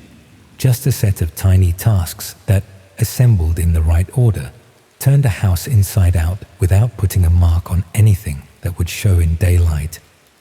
I told myself for a while that I had been chosen because I had gone looking. That was a comforting thought in its own way. It made sense of the chain of choices I had made. It let me carry guilt in a way that had a neat border. I think now that this is a lie. We tell to create a lesson where there is none. The truth might be simpler. Most addresses can be found if you care to look. Most locks are mediocre until you decide to care. Most people will carry on with their day if you do not give them a concrete reason to stop. I am not special. I was convenient. I still check the hall before I go to bed. I still listen for the sound of a knock that is lighter than the wind. I still count my breath sometimes, although I have learned to do it in a way that my chest does not move so much. Because if I can see my chest rise and fall, then I imagine that someone else can too. From time to time, I find myself at the bottom of my bookmarks, not on the sites that matter to my day, but hovering over the sort of link you keep around for no reason. I have not clicked any of those links in months. I have sat staring while the impulse flares and passes. Those are easy victories. The harder ones happen in the mundane. I have cut little slivers of card and pressed them into places where a lens would be if someone cared enough to place one. I check them on Sundays, after the mowing and the bins. They are always undisturbed. That is how normal life returns. Not with relief, but with habits that in time convince you they are ordinary. I do not know what happened to the wedge. I assume I threw it out when I moved, although sometimes I think I packed it by mistake, and it is in the bottom of a box I never open. I do not look for it. I have stopped trying to interpret the things that happened with a meaning that flatters me. It was not about me being brave or foolish. It was about the fact that there are people who enjoy procedures, people who like to test a door and then withdraw and mark a tick in a column, people who prefer to be efficient rather than loud. They will always find a way to dress their work as a route. They will call it a stop and a completion, and some other unthreatening word next time. And someone like me will convince himself it is boring until it is not. If there is a lesson here at all, It is that you can live a whole life inside ordinary rooms and still be part of someone else's neat little list without ever knowing why you were chosen. I have learned to live with that. I sleep with the chain set. I wake sometimes to nothing, and I am grateful for nothing, because once you have opened your door to a process that treats you like a line item, nothing becomes a luxury that you treat with care. The photo in the drawer has curled slightly at the edges. Paper does that if you do not store it flat. Sometimes when I am looking for something else, I see the corner of it and feel my chest tighten and release like an old bruise. I think about the other person whose step it shows. Perhaps they have their own wedge in a drawer. Perhaps they spent a week checking their hallway on a screen and trying not to think about whether the loop they were watching was recorded. Perhaps the route that involved me led to a route that involved them, and then to another, and to another. It is comforting in a perverse way to imagine I was only one of many. It shrinks the story back down to its proper size. It returns the fear to its banal shape. It means that if I keep my rituals and do not invite the bigger narratives back in, I can walk from the sofa to the kitchen at night without treating the floorboards like alarm switches. When I tell this, people always want to know if I've seen anything since. The answer is boring. The answer is yes, but not in a way that makes a good ending. A few months ago, a plain card was slipped through my letterbox while I was out. It had no writing on it. It had a faint, greasy thumbprint on the corner. It meant nothing and everything. I put it with the photo and closed the drawer. I keep living here. I buy bread from the bakery up the road and complain to myself about the price and think about the smallness of the decisions that keep a person safe.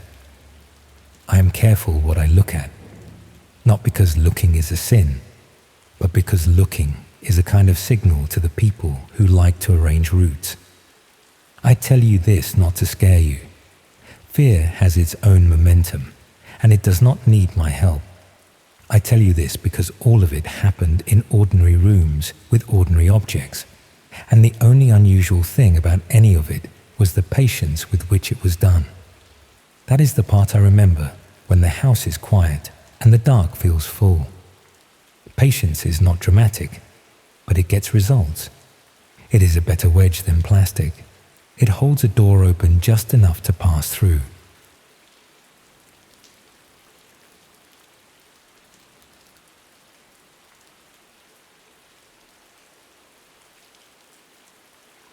It started with a conversation at work. I was having lunch with a colleague from the IT department who'd been going on about online privacy and government surveillance. Nothing particularly radical, just the usual complaints about data collection and targeted advertising that everyone seems to have these days. But then he mentioned something about encrypted networks and hidden services that caught my attention. I'm not particularly tech savvy, mind you. I work in marketing for a small firm in Birmingham, and my computer skills extend about as far as PowerPoint presentations and the occasional Excel spreadsheet. But something about what he'd said intrigued me. The idea that there was this entire hidden layer of the internet that most people never even knew existed, running parallel to our normal browsing. He'd been quite vague about the details, probably assuming I wouldn't be interested or wouldn't understand the technical aspects. But curiosity got the better of me, and I found myself researching it later that evening. It took me the better part of a week to figure out how to access these hidden networks. I won't go into the technical details because, frankly, I barely understood them myself.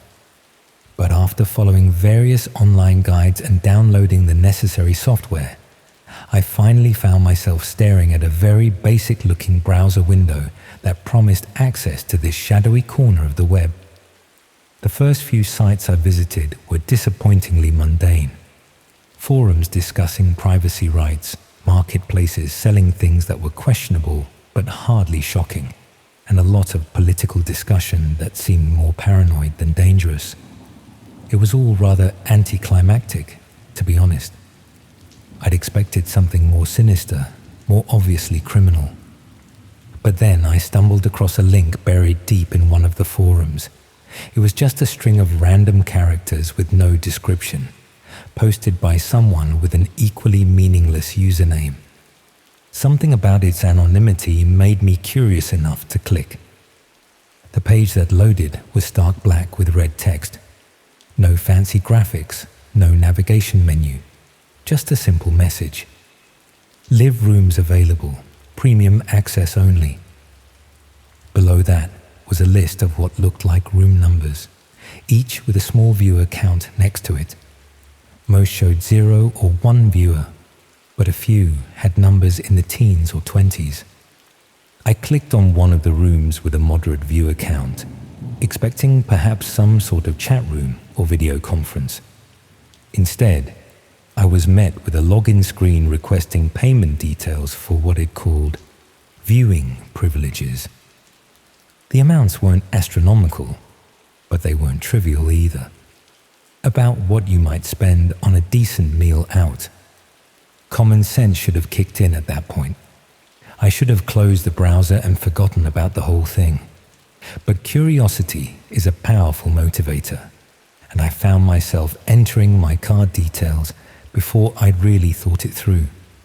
The room I entered appeared to be someone's living space, filmed from a fixed camera angle in the corner. It wasn't particularly interesting at first glance. A sofa, a coffee table, some bookshelves. The lighting was dim, and the image quality wasn't great. I began to wonder what exactly I was paying to watch. Then I noticed the timer in the corner of the screen, counting down from what looked like about 40 minutes, and below that, a chat box where viewers could apparently send messages. Most of them seemed to be requests or suggestions, though I couldn't quite make sense of what they were referring to. I was about to leave when a figure entered the frame. They were wearing dark clothing and moved with deliberate, measured steps. What struck me immediately was how they seemed to acknowledge the camera, looking directly at it and nodding slightly, as if greeting the viewers. The person moved to the coffee table and began arranging items on its surface. Even through the grainy video feed, I could see they were being very methodical about it. Tools of some sort laid out in precise rows.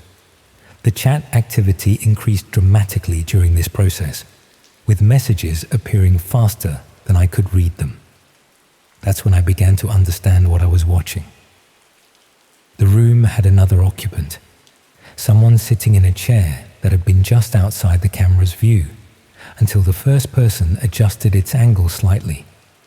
This second individual appeared to be restrained, though the poor video quality made it difficult to be certain of details. My finger hovered over the close button on my browser. Every rational part of my brain was screaming at me to shut this down and never think about it again. But I found myself frozen, unable to look away from the screen. The timer continued counting down. The chat messages became increasingly specific and disturbing, and the person in dark clothing continued their methodical preparations, occasionally glancing at the camera as if checking on their audience.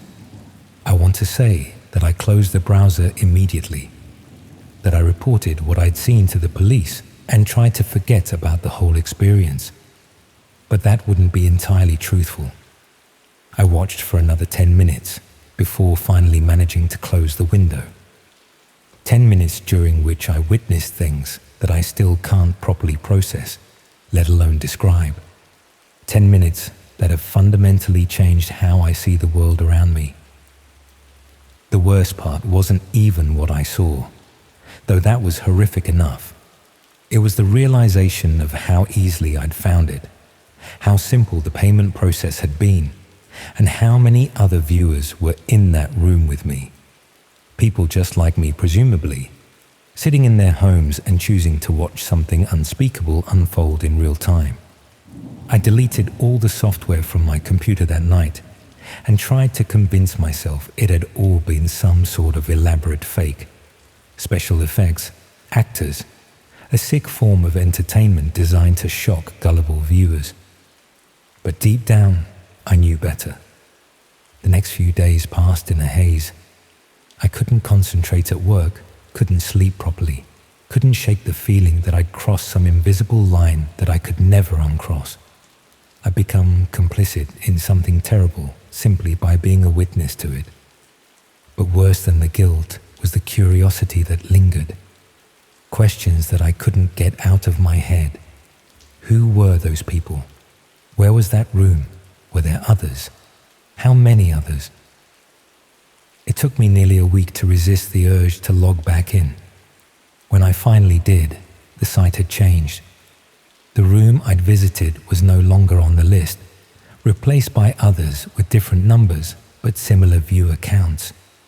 The black and red interface was exactly the same, as was the payment system.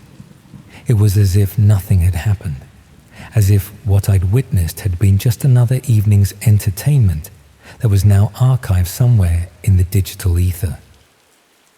I clicked on a different room this time, then another. Each one showed a similar setup, a fixed camera angle, a timer, a chat box, and eventually the same type of methodical preparation I'd seen before. The third room I visited was different though. The camera angle was wider, showing more of the space. It looked like a basement or cellar with concrete walls and harsh lighting. Multiple chairs were visible in the frame, though only one was occupied initially. As I watched, more figures entered the room. They moved with the same deliberate precision I'd observed before, but there were more of them this time. The chat activity exploded as viewers reacted to this development, and I found myself reading messages that made my stomach turn.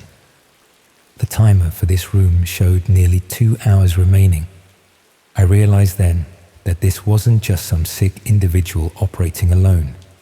This was organized, professional. There were multiple locations, multiple performers, and clearly multiple audiences willing to pay for access. The scale of it hit me like a physical blow. How many rooms were there? How many viewers? How long had this been going on? And most disturbingly, how had it remained hidden for so long if access was this straightforward? I started keeping a notebook after that, documenting room numbers, viewer counts, and any details I could discern about the locations. I told myself I was gathering evidence, that I'd eventually find a way to report this to the authorities.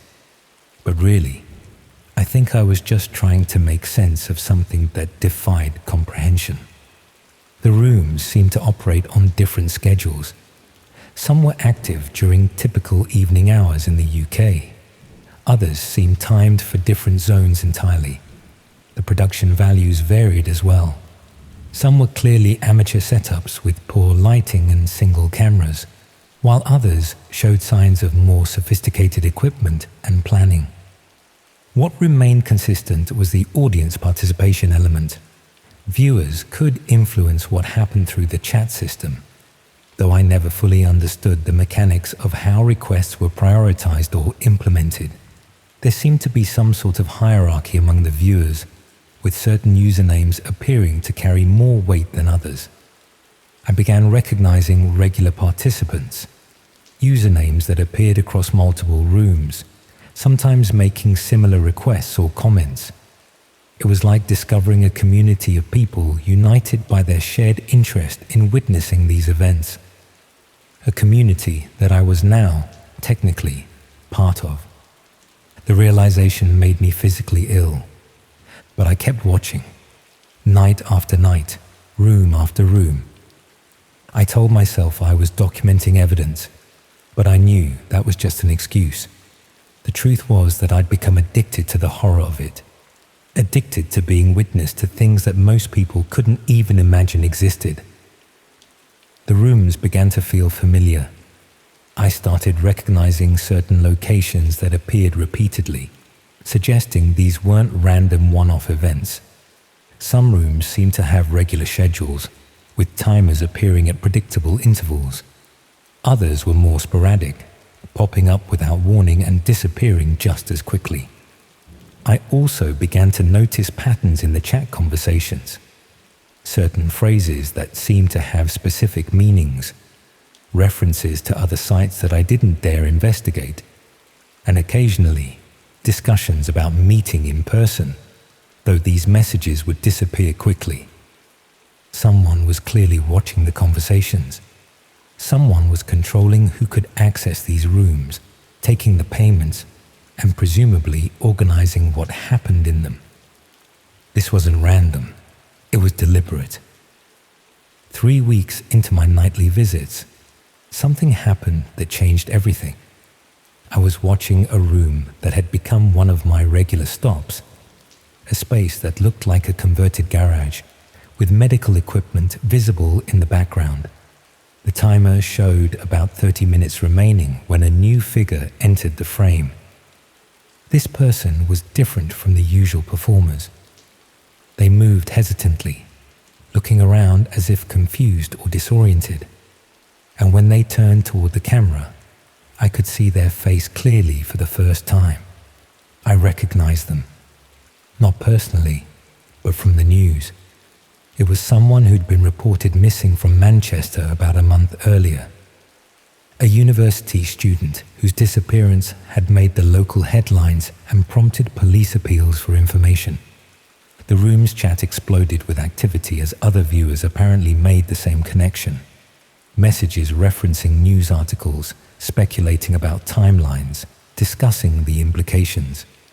Some viewers seemed excited by this development, while others expressed concern about the increased risk. I sat staring at my screen, paralyzed by the implications of what I was seeing.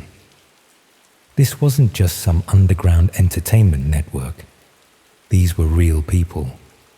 People who were being held against their will. People whose families were presumably still hoping for their safe return.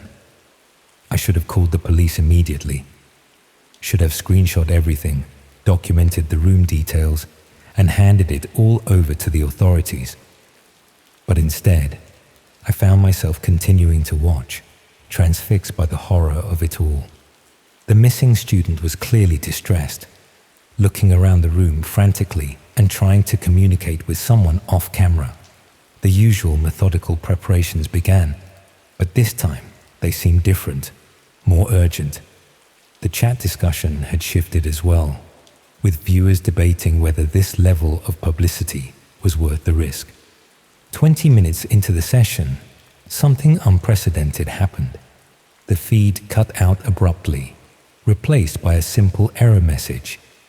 The room disappeared from the available list, and when I tried to access it again, I received a message saying it was no longer available. The chat was buzzing with speculation about what had gone wrong. Some viewers suggested technical difficulties, others worried about police intervention. A few seemed angry about losing access to what they'd paid for. But within an hour, the room was back online with a different number and what appeared to be a completely different setup. The missing student was nowhere to be seen, and the usual proceedings continued as if nothing had happened. I never saw that particular individual again in any of the rooms I visited. Whether they'd been moved to a different location, or whether something worse had happened, I have no way of knowing. But their brief appearance had shattered any remaining illusions I'd maintained about the nature of what I was witnessing. These weren't volunteers or actors. These were victims. I stopped taking notes after that night, stopped trying to convince myself that I was gathering evidence for some future police report. Instead, I simply watched, night after night, consumed by a fascination that I knew was deeply wrong but couldn't seem to break. The rooms continued to operate with clockwork precision. New locations appeared regularly, while others disappeared without explanation. The viewer counts remained steady, suggesting a stable audience for this content, and the chat discussions continued to reveal the depth of this underground community. I began to wonder about the other viewers. Who were they? Where did they live? What did they do during the day before logging in to watch these sessions? Were they people I might know, might work with, might pass on the street? The anonymity of it all was perhaps the most disturbing aspect. Everyone was hidden behind usernames, participating in something horrific, while maintaining their normal lives in the physical world. I was doing the same thing after all.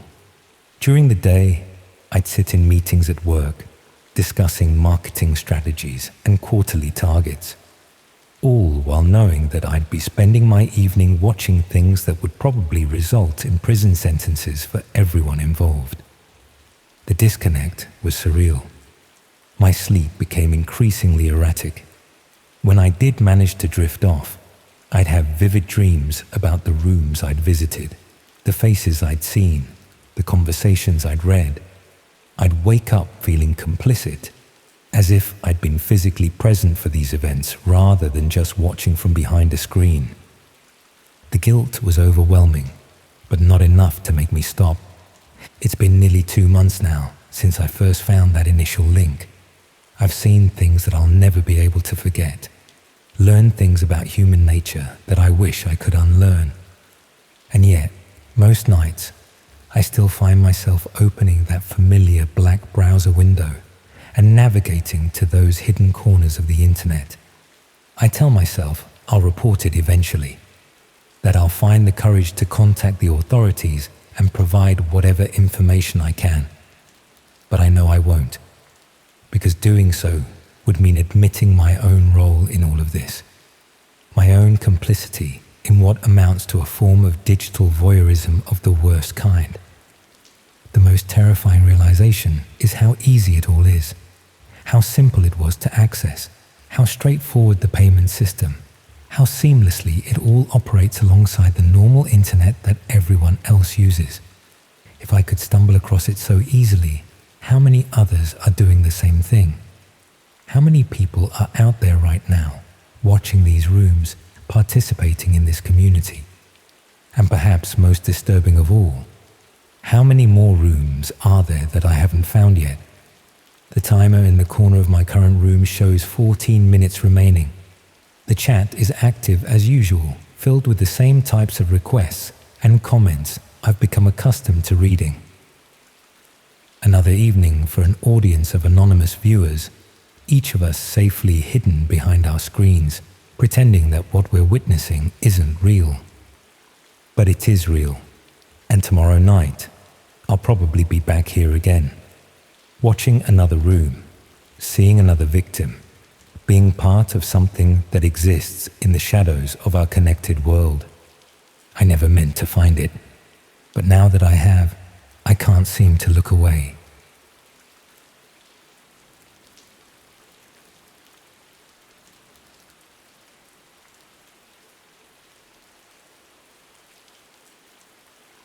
I'm sitting in a different flat now, in a different city, but I still find myself checking the locks twice before bed and keeping the curtains drawn during the day.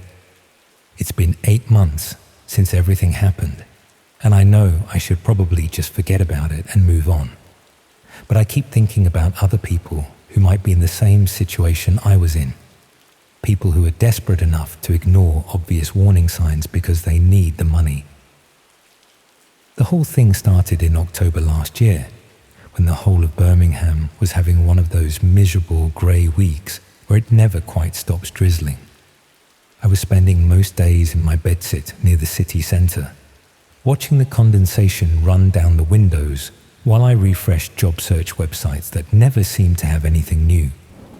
I'd been unemployed for about 6 weeks by then, ever since the marketing agency where I worked decided to restructure their entire digital team out of existence.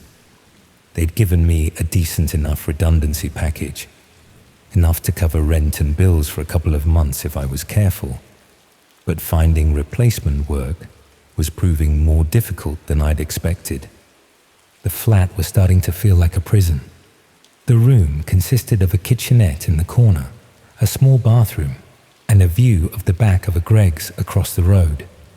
I'd moved there straight after university because it was cheap and close to my job, thinking it would be temporary. 4 years later, I was still there, still telling myself I'd find somewhere better once my career got properly established. The redundancy had put an end to those plans. Now I was just trying to avoid having to move back in with my parents in Coventry, which felt like admitting defeat in a way I wasn't ready to accept. After 6 weeks of applications and interviews that went nowhere, I was getting genuinely worried about making next month's rent.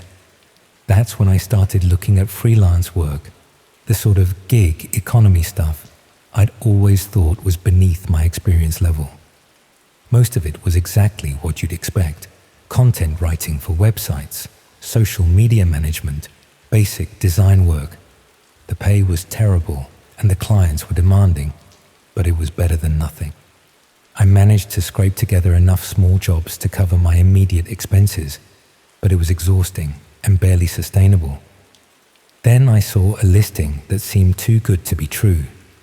Someone needed help with what they called content curation and verification for a research project. The pay was significantly better than anything else I'd seen, and the work seemed straightforward enough. The listing was posted on one of those freelance platforms that cater to more specialized work, not the mainstream sites where you compete with hundreds of other applicants, but smaller communities where clients look for people with specific skills or experience. The job description was deliberately vague, which should have been a red flag. The client explained that they needed someone to review and categorize various types of digital content for academic research purposes. They emphasized that discretion was essential and that successful applicants would need to sign comprehensive confidentiality agreements. I applied without thinking too much about the details. The money was good enough to solve my immediate problems, and I convinced myself that academic research work would be more interesting than writing product descriptions for online retailers. The response came back within hours. The client wanted to arrange a phone interview, but insisted on using an encrypted communication platform rather than normal phone or video calls. They sent detailed instructions for downloading and setting up the software, along with explanations about why standard communication methods weren't suitable for their work. This should have raised my suspicions, but I was more concerned with the potential income than the unusual requirements. I told myself that academic research often involves sensitive information, and that using secure communication was probably just standard practice in their field. The interview took place that evening. The client's voice was distorted by the encryption software, making it impossible to determine their age, gender, or accent. They asked standard questions about my background and experience, but also probed into my personal circumstances in ways that felt slightly intrusive. They wanted to know about my living situation, whether I shared my workspace with anyone, how I handled confidential information in previous jobs. They seemed particularly interested in my financial situation and how urgently I needed work. I answered honestly about most things, including admitting that I was between jobs and needed income fairly urgently. Looking back, this was probably exactly what they wanted to hear. They offered me the position at the end of the call, subject to signing their confidentiality agreement and completing what they called a probationary assessment period. The pay would be transferred weekly, and all work would be conducted through secure channels similar to the interview platform. The confidentiality agreement arrived the next morning. It was longer and more detailed than anything I'd signed for previous jobs, with clauses about non-disclosure that seemed to cover not just the work itself, but any communication with the client or knowledge of their identity. More concerning were the sections about legal liability and indemnification. The language was complex, but it seemed to suggest that I would be personally responsible for any legal issues that arose from my work, and that the client would not provide support or representation if problems occurred. I nearly backed out at this point, but the financial pressure was overwhelming. I'd received another final notice about my rent, and I couldn't afford to wait for other opportunities to materialize. I signed the agreement and returned it the same day. Work began immediately. The client provided access to a private area of what they called their research database, along with detailed instructions for reviewing and categorizing the content I found there. The material was disturbing from the start, nothing obviously illegal, but the sort of content that exists in the darker corners of the internet where normal social rules don't apply. Forums where people shared extremely personal information about their lives, communities built around unhealthy obsessions and compulsions. My job was to review this material and tag it according to various categories, the types of behavior being discussed, the apparent demographics of the participants, the level of detail being shared about real-world activities. It was like being a librarian for humanity's darkest impulses. The work was psychologically exhausting, but I told myself it was temporary, and that understanding these communities probably did have legitimate research value. I tried to maintain professional distance, treating it like any other content analysis job. The client communicated regularly through their encrypted platform, providing feedback on my categorization work and requesting additional detail about specific posts or conversations I'd reviewed. They seemed particularly interested in content that referenced real locations or identifiable details about the participants. After about 2 weeks, they began requesting additional information beyond what was visible in the posts themselves. They wanted me to research the usernames and posting patterns, looking for connections between different accounts and trying to identify repeated participants across multiple communities. This felt like crossing a line from content analysis into something more like surveillance. But when I raised concerns, the client reminded me of the confidentiality agreement and suggested that this level of analysis was standard for their type of research. They also mentioned that my probationary period was going well, and that they were considering offering me additional work at higher rates if I could demonstrate the thoroughness and discretion they required. The money was solving my immediate problems, and I convinced myself that tracking posting patterns was still within the bounds of legitimate research. I continued with the expanded requirements, though I found the work increasingly uncomfortable. Around the 3rd week, the client began asking me to focus on specific individuals whose posts had caught their attention. They provided detailed profiles of certain users, including information that clearly came from sources beyond the forums I was monitoring. These profiles included real names, addresses, employment details, and personal information that would have been impossible to gather from anonymous forum posts. It was obvious that the client had access to much more comprehensive surveillance capabilities than they'd initially suggested. When I asked about the source of this additional information, they explained that their research involved correlating online behavior with real-world data from various sources. They suggested that this was standard practice in modern social research, and that my role was simply to add context and analysis to data they'd already gathered through other means. This explanation made me deeply uncomfortable, but I was already involved enough to feel trapped.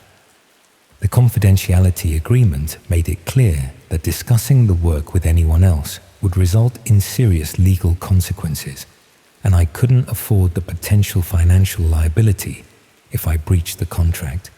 I continued working, but began documenting everything I was asked to do and keeping copies of all communications with the client. I told myself this was just prudent record keeping, but really I was starting to worry about what I might be contributing to. The turning point came when the client asked me to research someone whose online posts had mentioned my local area.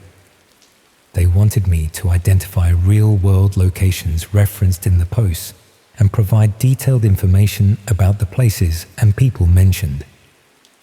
This was no longer abstract research about anonymous internet communities. I was being asked to help identify and potentially locate someone who lived in my own neighborhood, based on their private online activity. When I refused to continue with this specific task, the client's response was immediate and concerning.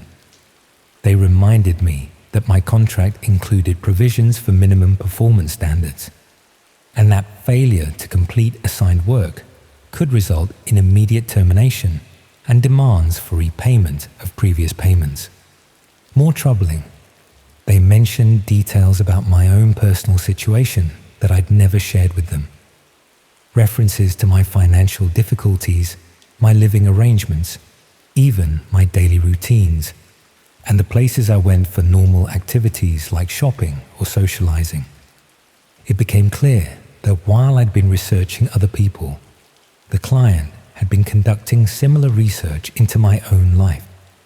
They'd built up a comprehensive profile of my circumstances and vulnerabilities, presumably to ensure I would be motivated to continue working regardless of my comfort level. I tried to end the arrangement immediately, but discovered that extricating myself wasn't going to be straightforward. The client had structured the contract to make termination difficult, and they seemed prepared to use both legal pressure and personal intimidation to maintain my cooperation. They began sending me information about my daily activities that they couldn't possibly have gathered through normal online surveillance. Details about conversations I'd had in person, places I'd visited, people I'd met. The sort of information that suggested physical surveillance rather than just digital monitoring. This escalated over several days, with increasingly specific references to my movements and activities. Not direct threats, but clear demonstrations that they had comprehensive knowledge of my life and routine. I realized that I'd become as much a subject of their research as the people I'd been investigating. My online activity, personal circumstances, and psychological profile had been analyzed and catalogued just like the forum users I'd been researching. The irony was that I'd been helping them perfect techniques for gathering and correlating personal information, while simultaneously providing them with a detailed case study of how those techniques could be used to control and manipulate someone. I eventually managed to end my involvement by threatening to report everything to the police, though I knew that proving anything would be difficult given the way the client had structured our arrangement. The work had been presented as legitimate research, the payments were legal, and most of the surveillance could be explained as quality control or security measures.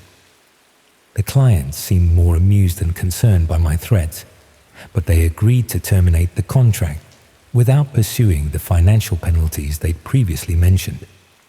Their final message suggested that my work had been useful for their research purposes and that they had sufficient data to continue without my participation. I never found out what the real purpose of the project had been, whether it was criminal surveillance, corporate espionage, government research, or just someone who enjoyed the power of cataloging and controlling other people's lives. What I do know is that the dark web communities I'd been studying were probably the least dangerous part of the entire arrangement. The real threat came from someone who understood how to exploit the legitimate-seeming freelance economy to recruit unwitting participants in activities they would never have agreed to if they'd understood the full scope. I've been more careful about employment opportunities since then, but I also know that my financial vulnerability made me an ideal target. Someone who needed money urgently enough to ignore warning signs and rationalize increasingly uncomfortable requests. The client was still receiving weekly reports about my activities and circumstances for months after our arrangement ended, based on the monitoring systems they'd established while I was working for them. I only realized this when I started noticing subtle signs that my routine was still being documented and analyzed. Moving house eventually solved the immediate surveillance problem, but I've never been entirely certain whether they lost interest or just became more discreet about their monitoring methods.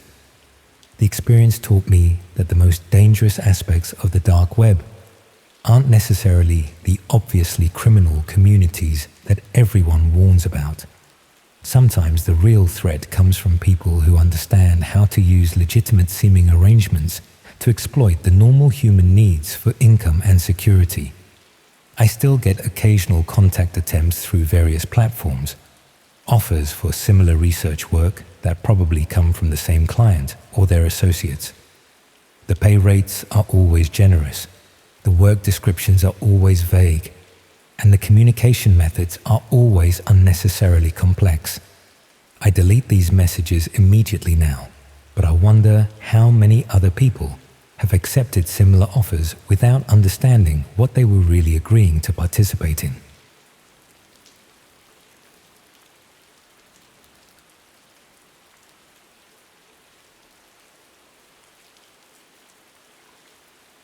There's a moment when you realize that boredom can be more dangerous than any addiction. It creeps up slowly, day after day, of the same routine, until suddenly you're willing to do almost anything just to feel something different. That's how I ended up in a situation that still keeps me awake at night, checking the locks on my door and wondering if those footsteps in the hallway outside are just my imagination. I was in my second year at Leeds, studying media communications. One of those degrees that sounds impressive but basically prepares you for nothing except disappointment. Living in a grotty flat in Headingley that I could barely afford on my student loan. Spending most evenings alone because my flatmates had either dropped out or transferred to proper universities where they actually learned useful skills. The flat was everything you'd expect from student accommodation that charged £300 a month. Damp patches on the ceiling, heating that worked when it felt like it, and walls so thin you could hear the neighbours arguing about whose turn it was to buy toilet roll. My room was just large enough for a single bed, a desk that wobbled if you looked at it wrong, and a wardrobe that smelled permanently of mildew. Most nights followed the same pattern. Lectures during the day where lecturers who'd never worked in media told us about industries they'd only read about in textbooks. Then back to the flat for microwave meals and whatever passed for entertainment on my ancient laptop. I'd scroll through social media, watch YouTube videos, occasionally attempt to do coursework that felt increasingly pointless with each passing week. That's how I discovered the forums. Not deliberately. I was researching something for an essay about digital communities when I stumbled across discussions that went deeper than anything I'd seen on mainstream platforms. People talking about privacy, digital freedom, the parts of the internet that existed beyond corporate oversight. It seemed more real than anything I was learning in lectures. More honest than the sanitized world of Facebook and Instagram. The transition to exploring these hidden communities happened gradually. Someone would mention a forum that required special access, or reference a discussion happening on platforms I'd never heard of. Gradually, I learned about tools that could hide your digital footprint, networks that existed parallel to the regular internet but invisible to casual users. It wasn't difficult to access once you knew where to look. There were guides, communities dedicated to helping newcomers navigate safely. Within a few weeks, I had access to a whole parallel internet that felt more authentic than anything I'd encountered in my media studies courses. Most of it was surprisingly mundane. Political discussions that would be censored elsewhere, marketplaces for things that existed in legal grey areas, communities of people who simply preferred to communicate without corporate surveillance. It felt like discovering a hidden city that existed alongside the one everyone else knew about. The first few months, I just observed, reading forums about digital rights, privacy advocacy, discussions of philosophy and politics that went deeper than anything happening in university seminars. there was something addictive about being part of these communities. People who seemed more intelligent, more informed, more aware of how the world actually worked than anyone I knew in real life. I started contributing to discussions, sharing thoughts about media manipulation and corporate control of information.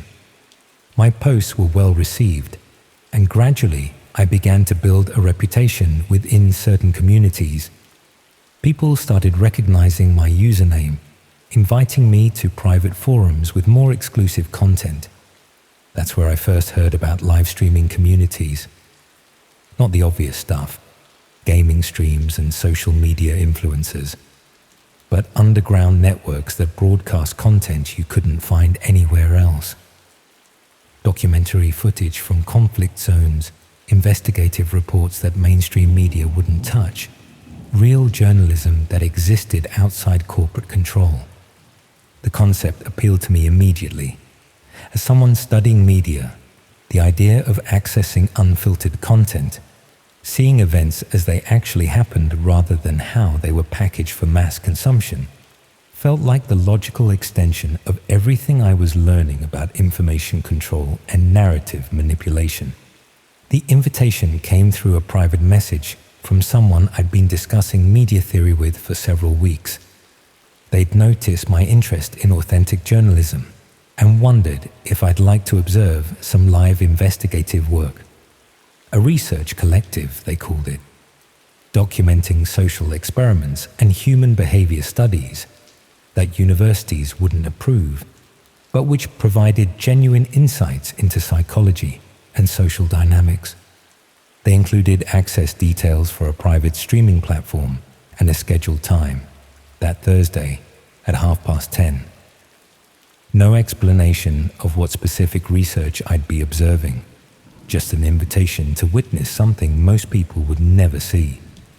The academic framing made it feel legitimate, important, like I was being offered access to cutting-edge research that would enhance my understanding of media and human behavior. The streaming platform was simple but professional looking. Clean interface, high-quality video feeds, chat functionality that allowed viewers to discuss what they were observing. When I connected at the appointed time, there were already about 15 people online, and they welcomed me warmly. The conversation was exactly what I'd expected from an academic community. People discussed research methodologies, shared insights about psychological principles, debated the ethics of observational studies. Someone mentioned they were pursuing a PhD in social psychology at Durham. Another person talked about their work in documentary filmmaking. They seemed like exactly the kind of intelligent, engaged people I'd been hoping to find in university, but never had. The research subject that night was social isolation and peer pressure. We were observing how an individual responded to being placed in an unfamiliar environment with limited social contact, measuring their psychological adaptation and decision-making under stress. The academic discussion was fascinating. People analyzed body language, predicted behavioral responses, shared relevant research from established psychology journals. The observation space was a small, clinical-looking room with white walls and professional lighting. A single chair faced multiple cameras, and monitoring equipment lined one wall.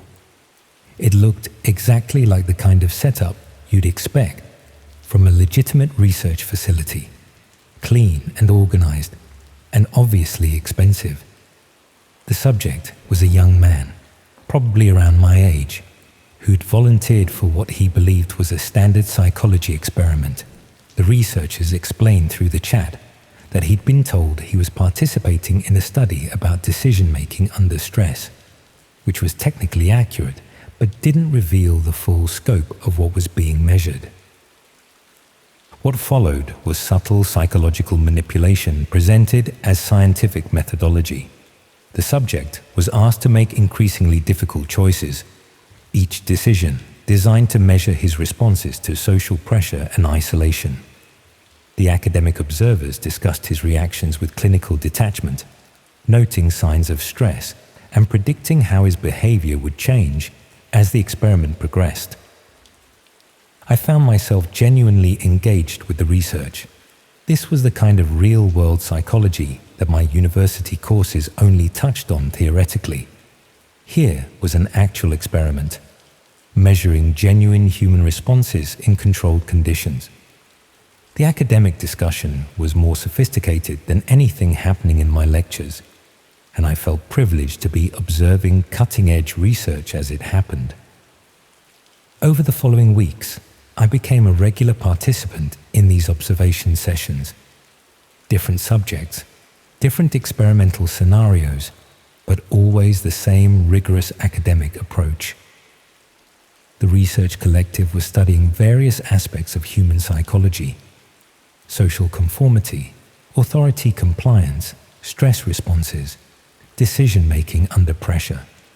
Each session provided new insights that enhanced my understanding of media manipulation and audience psychology. The other observers were consistently impressive.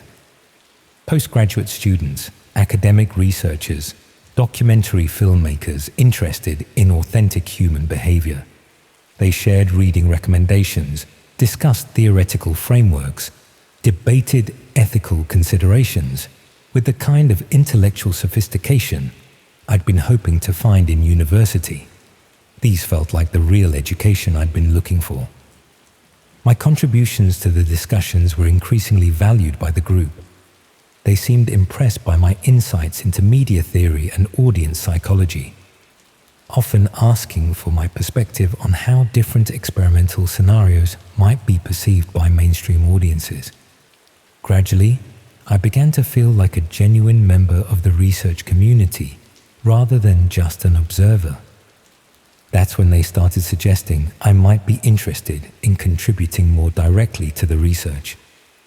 The suggestion came casually, almost as an afterthought, during a particularly engaging discussion about experimental methodology. Someone mentioned that having perspectives from different academic backgrounds would enhance the research, and several people agreed that my media studies knowledge would provide valuable insights into audience psychology and narrative construction. The research coordinator, the person who'd originally invited me, explained that they were always looking for participants who understood the academic value of the work.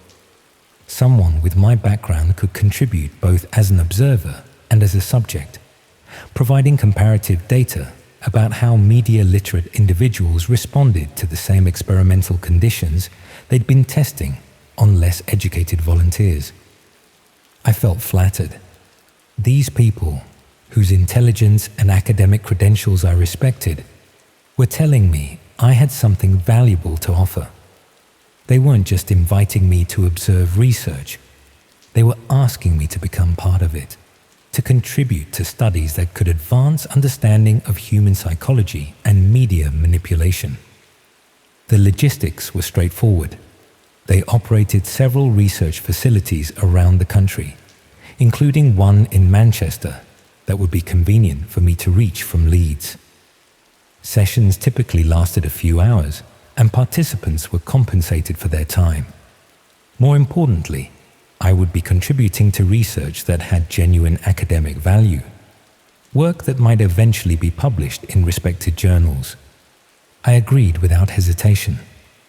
The opportunity to be part of legitimate psychological research, especially research that aligned with my academic interests, was exactly the kind of experience that would distinguish my degree from the theoretical nonsense most of my classmates were learning. The arrangements were handled through encrypted messaging, which seemed appropriate for sensitive research that hadn't yet been published. They provided an address in Manchester's city centre and a time, the following Saturday at 2 in the afternoon. I was told to bring identification and any questions I might have about the research methodology. The building was exactly what I'd expected from a legitimate research facility. Modern office block in Manchester's business district, professional signage, security desk in the lobby. I gave my name to the receptionist, who confirmed my appointment and directed me to the 7th floor. The research coordinator met me at the lift, an academic-looking woman in her 40s who introduced herself as Dr. Sarah Mitchell. She seemed exactly right for the role, speaking with the kind of measured authority I associated with university lecturers, but with more genuine warmth than most of my actual professors managed. The facility itself was impressive. Clean corridors lined with office doors bearing academic titles, research laboratories with expensive-looking equipment, meeting rooms where serious-looking people discussed what appeared to be legitimate academic work. Everything reinforced the impression that this was real research being conducted by qualified professionals. Dr. Mitchell explained the day's experimental protocol as we walked towards the observation room. They were testing responses to social isolation, combined with peer pressure, measuring how quickly intelligent individuals adapted their behavior when placed in unfamiliar social situations. My media studies background made me an ideal subject, she explained, because I would be more aware than most people of the techniques being used, allowing them to measure the effectiveness of these methods on educated, media-literate participants. The observation room was larger than it had appeared through the streaming platform. The same clinical white walls and professional lighting, but seeing it in person made the setup seem even more legitimate. This was clearly expensive equipment, operated by people who knew what they were doing.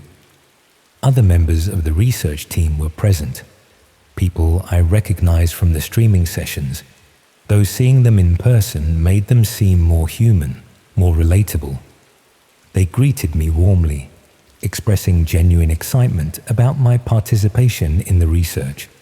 Someone mentioned that my insights during previous observation sessions had been particularly valuable, and they were looking forward to seeing how I responded as a subject rather than an observer. The initial part of the experiment was exactly what I'd expected. Basic questionnaires about my background and psychological profile, measurements of baseline stress indicators, explanations of the monitoring equipment that would track my responses throughout the session. Everything was conducted with the kind of professional methodology I associated with legitimate academic research. Then they explained the specific experimental scenario. I would be placed in the observation chair and asked to make a series of decisions while being monitored by the research team. The decisions would start simple but gradually become more complex, measuring how my responses changed as social pressure increased. The other team members would observe through a live stream, documenting my reactions and discussing my behavior in real time. The academic framing made everything seem reasonable, even beneficial. This was research that could advance understanding of media manipulation and audience psychology. My participation would contribute to studies that might eventually help people recognize and resist propaganda techniques. The work had genuine social value, and I was privileged to be part of it. I took my place in the observation chair, facing the cameras that would broadcast my responses to the research team. The lighting was professional but not uncomfortable, and the monitoring equipment was less intrusive than I'd expected. Dr. Mitchell explained that the session would last approximately 2 hours, during which I would be asked to respond to various scenarios while my psychological and physiological responses were measured. The first scenarios were straightforward, simple decision-making exercises designed to establish baseline measurements. I was asked to choose between different options, while the research team observed my thought processes. The discussions I could hear through speakers in the room were exactly what I'd participated in during previous sessions. Academic analysis of body language, stress indicators, decision-making patterns. But gradually, the scenarios became more personal.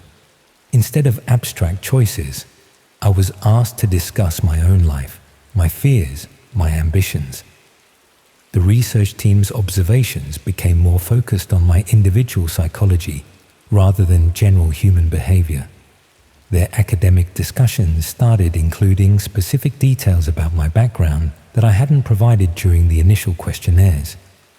That's when I began to realize something was wrong. The information they were discussing, details about my university course, my financial situation, my family background, hadn't come from anything I told them during the session. They knew about my student debt, my poor relationship with my parents, my lack of close friendships at university, information that could only have come from extensive research into my personal life. Dr. Mitchell noticed my growing discomfort and explained that background research was standard procedure for this type of psychological study. They needed to understand participants' motivational frameworks to properly analyze their responses. The information had been gathered through standard academic channels, student records, social media analysis, public databases. Nothing invasive, just the kind of background research that any legitimate study would require. But the academic observers' discussions were becoming less clinical and more personal.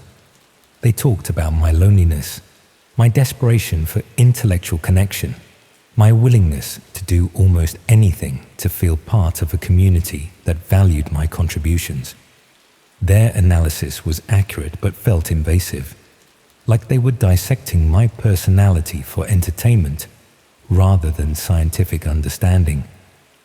The scenarios they presented became increasingly uncomfortable. Instead of simple decision-making exercises, I was asked to discuss my deepest insecurities, my most embarrassing experiences, my greatest fears. The research team's observations became correspondingly more intimate, analyzing not just my responses, but my motivations, my psychological vulnerabilities, my desperate need for validation. When I expressed discomfort with the direction the session was taking, Dr. Mitchell assured me that this was normal. Psychological research often required participants to confront uncomfortable truths about themselves. The temporary discomfort I was experiencing was necessary for the research to have genuine value. Backing out now would invalidate hours of preparation and waste the opportunity to contribute to important academic work. The pressure was subtle but persistent. They reminded me of how enthusiastic I'd been about participating, how much I'd valued being part of the research community, how disappointed they would be if I couldn't follow through on my commitment. The academic framing made my reluctance seem immature, unintellectual, as if I was prioritizing my personal comfort over scientific advancement. But the observers' discussions were becoming less about research and more about entertainment. They talked about my responses as if I was performing for their amusement, rather than contributing to academic study. Their analysis of my psychology became increasingly invasive, dissecting my personality with the kind of casual cruelty that had nothing to do with scientific methodology. That's when I realized that the academic observers weren't researchers or graduate students. They were paying customers, anonymous viewers who enjoyed watching real psychological manipulation presented as legitimate research. The sophisticated discussions, the academic credentials, the professional facility, all of it was elaborate theater designed to make victims complicit in their own exploitation. I tried to leave, but Dr. Mitchell explained that the session wasn't complete. They'd invested significant resources in this research, and my participation was crucial for the data to have statistical validity. Leaving now would waste months of preparation and invalidate everything they'd learned. More importantly, I'd signed consent forms agreeing to participate in the full experimental protocol. The consent forms I'd signed so casually were more comprehensive than I'd realized. I'd agreed not just to participate in psychological research, but to continue until the academic objectives were met. I'd waived rights to withdraw consent during the session, acknowledging that temporary discomfort was necessary for legitimate research. I'd even agreed to confidentiality clauses that would prevent me from discussing the specific methodologies being used. The observers' discussions became openly predatory. They talked about how long I would resist, what it would take to break down my remaining psychological defenses, how much payment they were willing to make for specific responses. The academic pretense was dropped entirely, replaced by the casual cruelty of people who enjoyed watching others suffer. But I was still in the chair, facing cameras that broadcast my growing panic to anonymous viewers who were betting on my psychological breakdown. The professional lighting that had seemed so legitimate now felt harsh, clinical, designed to capture every detail of my distress for the entertainment of people I would never see. Dr. Mitchell continued to frame everything in academic terms, but her explanations became increasingly hollow. This was research into psychological resilience, she insisted. My responses were providing valuable data about stress management and social compliance. The temporary discomfort I was experiencing was necessary for the advancement of human understanding. The session continued for hours. Psychological pressure disguised as research methodology, invasive questioning presented as scientific inquiry, deliberate humiliation framed as academic observation. The anonymous viewers discussed my responses with the detached interest of people watching a particularly engaging television program, placing bets on how long I would maintain my composure. I don't remember exactly how I got away. The details are blurred by stress and the psychological manipulation I'd endured. I think there was some kind of technical problem with the streaming equipment, a brief moment when the observers were distracted, and I managed to leave the chair and find the exit. Or maybe Dr. Mitchell simply decided the session had provided enough entertainment for the paying viewers. I found myself on a Manchester street with no clear memory of how I'd gotten there. The business district looked normal, professional, exactly like somewhere legitimate research might be conducted. But I knew now that the building I'd just left was something else entirely. A facility designed to exploit people's desire for intellectual connection and academic validation. The journey back to Leeds was a blur. I sat on the train staring out the window, trying to process what had happened. The academic discussions I'd found so engaging, the research community I'd felt so privileged to join, the intellectual validation I'd craved so desperately. All of it had been designed to make me complicit in my own exploitation. That was 8 months ago. I've never reported what happened. Who would believe that a legitimate-seeming research facility was actually a sophisticated operation designed to exploit curious students? The academic credentials seemed real. The facility was professional, and I'd participated voluntarily after signing consent forms that probably covered every legal requirement. But I've learned to recognize the signs now. The casual invitations to observe research, the flattery about academic insight, the gradual escalation from observer to participant. The same patterns that led me into that room are being used to recruit other people, other students, who are bored and lonely and desperate for intellectual connection. I still get invitations occasionally, from different usernames on different platforms. Always the same academic framing, the same promise of authentic research opportunities. I delete them immediately, but I can't delete the knowledge that somewhere out there people are still being recruited for research projects that have nothing to do with advancing human understanding.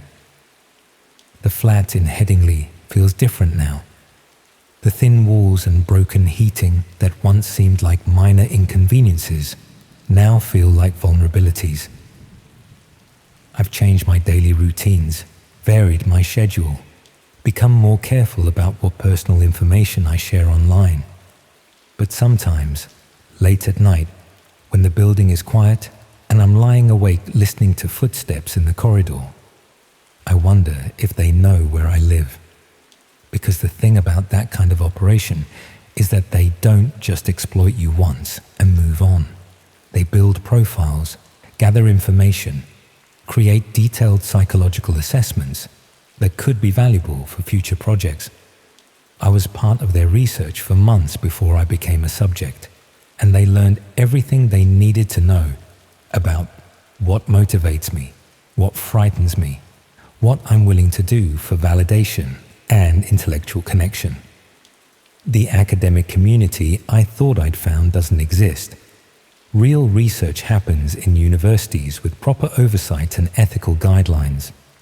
But the desire for intellectual connection, for being part of something important and meaningful, is real enough. And there are people who understand how to exploit that desire, how to make isolation and boredom feel like academic opportunity. I'm finishing my degree this year, though media communications feels even more pointless now than it did before. The theoretical frameworks we study in lectures seem naive compared to what I've learned about psychological manipulation and social engineering. But I've also learned that the real world is full of people who understand human psychology better than any university course could teach. The chair is still out there somewhere, in a professional-looking facility with academic credentials and research equipment. And they're still recruiting participants, still finding people who are bored enough and lonely enough and desperate enough for intellectual validation to sign consent forms they don't fully understand. Sometimes I think about the young man I observed during my first session, the volunteer who thought he was participating in standard psychological research. I wonder if he ever realized what was really happening, if he managed to leave before they asked him to become a regular participant, if he's somewhere now checking logs and listening for footsteps and wondering if those casual invitations he receives are what they claim to be. Because once you've been in that chair, once you felt those cameras capturing every detail of your psychological breakdown for the entertainment of anonymous viewers, you never really feel safe again. The academic pretense might be dropped, the session might end, but the knowledge that there are people out there who enjoy watching human suffering remains.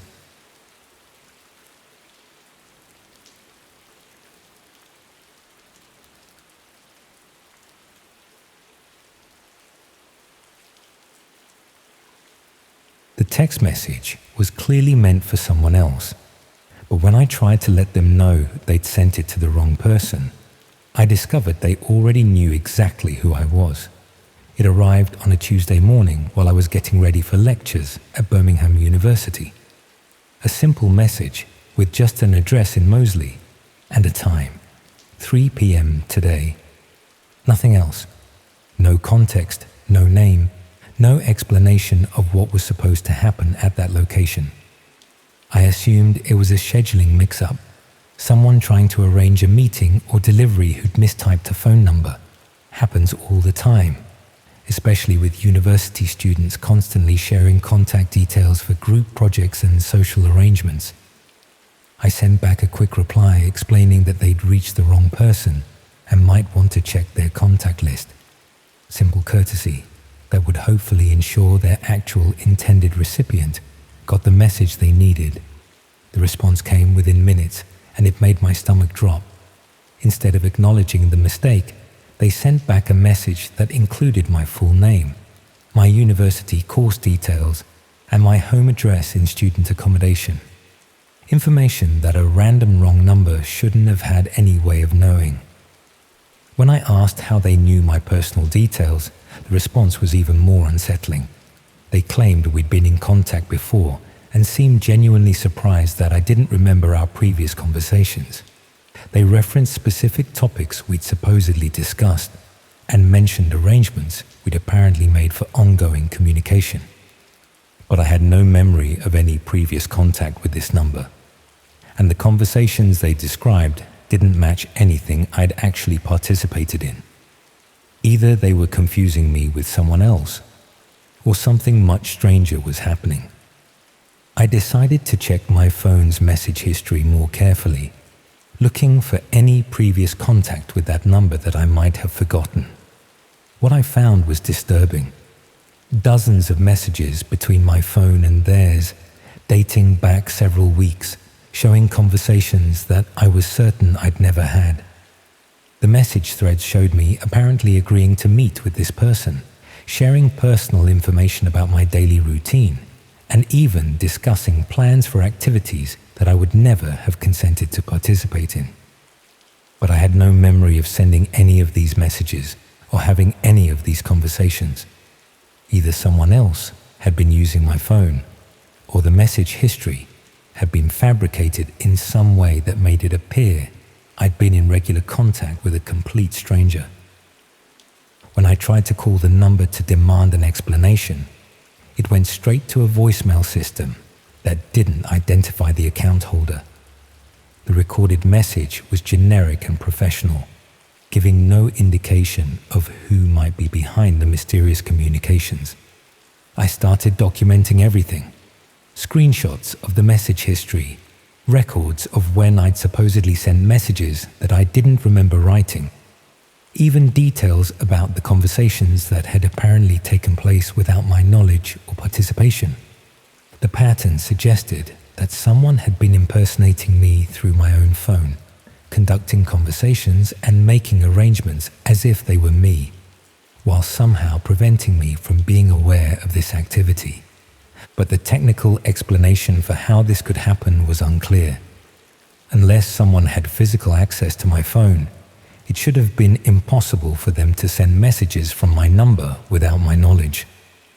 I tried researching whether phones could be compromised in ways that would allow remote access to messaging functions, and found that sophisticated malware could potentially provide that level of control over someone's device. If my phone had been infected with surveillance software, someone could potentially monitor my activities, access my contacts and personal information, and even send messages that appeared to come from me while keeping me unaware of their activities. The realization that my phone might be completely compromised was terrifying. If someone had that level of access to my device, they could potentially monitor everything I did, every conversation, every location I visited, every piece of personal information I stored or accessed. But proving that my phone had been compromised would require technical expertise I didn't possess, and explaining the situation to university IT support or police would involve admitting that I'd been having mysterious conversations with unknown individuals about topics I couldn't remember discussing. Meanwhile, the messages from the mysterious contact continued arriving, with increasingly specific references to plans and arrangements that I supposedly knew about, but had no actual knowledge of. They mentioned meeting locations around Birmingham, times when I was apparently expected to be available, and even payments for services that I'd supposedly agreed to provide. All presented as if these were normal ongoing arrangements that I should obviously remember and honor. When I tried to refuse to participate in whatever activities they thought I'd agreed to, they seemed genuinely confused and concerned about my apparent memory problems. They offered to provide documentation of our previous agreements and suggested that I might need medical attention if I was experiencing serious memory loss. The gaslighting aspect of the situation was almost as disturbing as the technical violation. Someone was systematically making me question my own memory and sanity while maintaining the pretense that our interaction was completely normal and consensual. But the most troubling development was when they started providing evidence of the arrangements I'd supposedly made. Photographs that appeared to show me in locations I didn't remember visiting. Documents that seemed to bear my signature on agreements I'd never seen before. Even financial records showing payments made from accounts in my name. Either I was experiencing serious memory problems that were affecting my ability to recall significant portions of my recent life, or someone had created comprehensive fake evidence of activities and agreements that had never actually occurred. The sophistication required to fabricate such detailed false documentation suggested this wasn't a simple prank or misunderstanding. Someone had invested significant resources into creating a false history of interactions and arrangements that could be used to manipulate me into participating in activities I would never have agreed to voluntarily. I tried to research whether other people had experienced similar situations. Mysterious communications claiming previous contact and arrangements that the recipients had no memory of making. What I found were scattered reports of people who discovered they were apparently participating in activities they had no knowledge of, with comprehensive documentation proving their involvement in arrangements they couldn't remember agreeing to.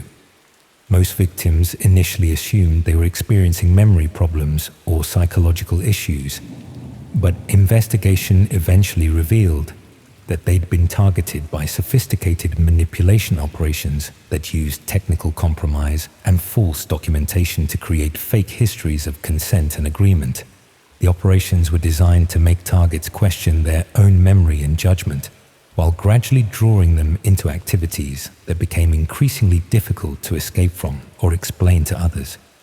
But proving that the false documentation was fabricated required technical and legal expertise that most individuals couldn't access, especially when the fake evidence appeared professionally created and legally valid. Meanwhile, the people behind these operations could continue manipulating their targets while maintaining plausible deniability about coercion or fraud. Since the victims appeared to have willingly participated in all documented activities, I realized that I was probably being targeted for recruitment into some form of illegal activity, with the mysterious contact and false communication history being used to establish a foundation of apparent consent that could be used to justify increasingly serious demands. But extricating myself from the situation would be complicated by the fake evidence suggesting I'd already agreed to participate in activities I knew nothing about. Simply denying involvement would make me appear unreliable or dishonest, especially if the false documentation was professionally convincing. The safest approach seemed to be compliance with whatever minor initial requests they made, while gathering evidence that might eventually prove the fraudulent nature of the supposed agreements and arrangements. But each small compliance would provide additional material for creating more comprehensive fake documentation of my voluntary participation, making it even harder to prove coercion if the demands escalated to obviously illegal activities. I was trapped between immediate compliance and long-term manipulation, with no clear way to escape from a situation that had been designed to become progressively more difficult to resist or expose. When my phone rang at exactly the time and date mentioned in that first mysterious text message, the caller ID showed my own number calling me.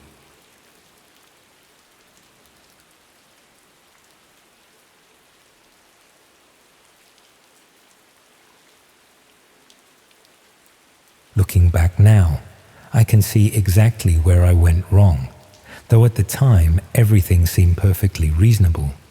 It's funny how decisions that feel sensible in the moment can turn out to be the worst mistakes you'll ever make. I'm not someone who takes risks generally, quite the opposite really. I tend to overthink things, research extensively before making choices, prefer the predictable and safe over anything that might go badly, which is probably why what happened feels so violating, because I did everything right according to normal standards of caution, and it still went catastrophically wrong. I should explain what I do for context.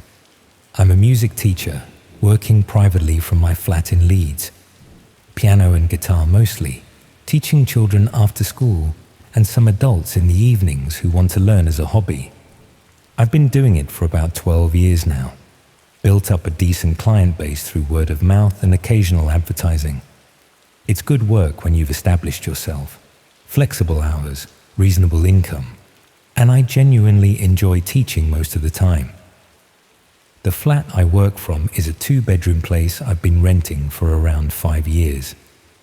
Nothing particularly special, but it's in a good area, close to several schools, which helps with client locations. And the landlord doesn't bother me much. Living alone suits me, always has really. I like the independence, the quiet, being able to keep my own schedule without having to negotiate with anyone else. After a day of teaching, which involves a lot of interaction and energy, it's nice to come home to space that's entirely my own. No flatmates, no partner, just me and my instruments and the comfortable chaos that accumulates when you're the only person who has to deal with it. That comfortable chaos was actually what started the whole situation that I'm still dealing with now, more than a year later. Last spring, my sister contacted me to say she and her family were planning to visit for a long weekend. They live up in Scotland and don't make it down often. So when they do come, I try to make everything as welcoming as possible. The problem was my flat had deteriorated into a state that worked fine for me, but would be embarrassing to show to guests who maintained actual standards of cleanliness. I'm not naturally inclined toward housework.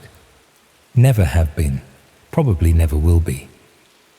I can maintain basic hygiene and tidiness, but deep cleaning feels like a waste of time that could be spent on more interesting activities. The result is that things gradually accumulate.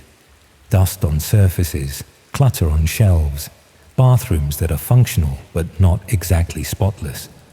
It doesn't bother me because I live alone and no one sees it except clients who come for lessons, and they're focused on music rather than whether my skirting boards need attention. But hosting my sister's family for a weekend meant I needed the flat to be properly clean, the kind of clean that requires more effort than I was willing or able to invest given my teaching schedule. I'd been meaning to do a proper deep clean for months, kept putting it off because there was always something more pressing or more interesting to do instead. With the visit approaching rapidly and my flat looking increasingly disreputable, I decided the sensible solution was to hire professional cleaners. I'm generally careful about these things. I don't just pick the first result that comes up or go with the cheapest option. I spent an evening researching cleaning services in Leeds, reading reviews, comparing prices, trying to identify companies that seemed legitimate and trustworthy. I eventually found one called Sparkle Clean, through a website that connects people with various household services. They had dozens of positive reviews, reasonable prices that weren't suspiciously cheap, and availability that matched my schedule. Everything suggested they were a genuine professional service. The booking process was straightforward and professional. I filled out a form with my address and contact details, selected which services I wanted, general deep clean with focus on kitchen and bathroom, and paid a deposit through the website's secure payment system. I received a confirmation email within minutes, providing details about what to expect and how to prepare for the cleaner's visit. Everything about the transaction felt legitimate and reassuring. The confirmation email mentioned I could either be present during the cleaning or leave a key in a secure location if I preferred to be out. This is apparently standard practice for cleaning services. Most reviews mentioned that the company was trustworthy, and many customers regularly left them to work unsupervised. I had a piano lesson scheduled across town on the afternoon they were coming, and I didn't particularly want to spend 3 hours awkwardly hovering while someone cleaned my flat. The reviews suggested it was perfectly safe to leave them alone, and it seemed more practical than cancelling a lesson or trying to reschedule. So I made the decision that's been haunting me ever since. I decided to leave a key under the doormat and let them get on with the work whilst I was out. Just a simple, practical choice that thousands of people make every week without incident. The sort of thing that seems entirely reasonable based on positive reviews and professional communication. I genuinely thought I was being sensible, hiring a reputable service rather than attempting to clean the flat myself or leaving it in an embarrassing state for my sister's visit. I'm a music teacher, working privately from my flat in Leeds and also visiting clients' homes for lessons. I've been doing it for about 12 years now, mostly teaching piano and guitar to children and teenagers, some adults who want to learn as a hobby. It's decent work when you build up a steady client base, flexible hours, and I enjoy it most of the time. I live alone in a 2-bedroom flat that I've been renting for around 5 years, nothing fancy, but it's in a good area and the landlord doesn't bother me much. Last year, I was expecting my sister and her family to visit for a long weekend. They live in Scotland and don't make it down often, so when they do visit, I try to make everything as welcoming as possible. The problem was my flat had deteriorated into a state of comfortable chaos that works fine when you're living alone, but becomes mortifying when you're hosting guests who have actual standards. I'd been meaning to do a proper deep clean for months, but kept putting it off because I'm not naturally inclined toward housework, and I can always find more important things to do with my time. With my sister's visit approaching rapidly and my flat looking increasingly disreputable, I decided to just hire professional cleaners and accept the cost as necessary. I found a company called Sparkle Clean through one of those service websites where customers can book various types of household help. They had good reviews, reasonable prices, and availability that matched my schedule. I booked them for a 3-hour session on a Tuesday afternoon, a few days before my sister was due to arrive. The booking process was straightforward. Filled out a form with my address and contact details, selected which services I wanted, paid a deposit through the website, and received confirmation with instructions about preparing for the cleaner's visit. The confirmation email mentioned that I could either be present during the cleaning or leave a key in a secure location if I preferred to be out. Most reviews mentioned that the company was trustworthy and people regularly left them to work unsupervised. I had a piano lesson scheduled across town that afternoon and didn't particularly want to hang around watching someone clean my flat, so I decided to leave a key under the mat and let them get on with it. I left the flat around 1 in the afternoon, placing the key as instructed and leaving a note with specific requests about which rooms needed the most attention. The cleaner was scheduled to arrive around 2 and would lock up when finished, returning the key to its hiding place. Simple arrangement that would save me from wasting an afternoon awkwardly hovering while someone scrubbed my bathroom. The piano lesson finished around 4, and when I got home just after past, the flat looked immaculate. Surfaces gleamed, floors shone. Everything smelled of cleaning products in that aggressive chemical way that suggests thorough work had been done. The key was back under the mat where I'd left it. A brief note had been left on the kitchen counter confirming the work was complete and reminding me to leave a review. I was delighted with the results and duly left a positive review on the website, mentioning how professional and thorough they'd been. My sister's visit went well. She commented on how clean the flat looked, and I felt vindicated in my decision to hire help rather than attempting the work myself. That should have been the end of it. A successful transaction, a clean flat, everyone happy. I didn't think about Sparkle Clean again until police knocked on my door 6 months later, asking if I'd hired cleaners in the past year and whether anything unusual had happened during or after their visit. The detective who spoke to me explained they were investigating a series of burglaries across Leeds and surrounding areas. The burglaries were remarkably efficient. No forced entry, valuable items taken but no mess or unnecessary damage. In and out quickly enough that neighbors never noticed anything suspicious. The victims had nothing obvious in common until investigators started looking at service bookings they'd made in the months preceding the break-ins. Several victims had used Sparkle Clean. Not all of them, but enough that it seemed unlikely to be coincidental. The detective asked me to check if I'd experienced any break-ins or if anything had gone missing from my flat since having it cleaned. I said I hadn't noticed anything, but she asked me to check carefully and let her know if I found any signs of disturbance or theft. I spent that evening going through my belongings systematically. Nothing obvious was missing. My laptop, television, musical instruments, all the valuable items were accounted for. But when I checked some less obvious places, I found small things that seemed wrong. A jewelry box in my bedroom had been opened and the contents rearranged slightly differently than I usually kept them. A drawer in my desk where I kept important documents had papers in a different order than I remembered. The spare key to my flat, which I'd kept in a kitchen cupboard, was in a slightly different position than usual.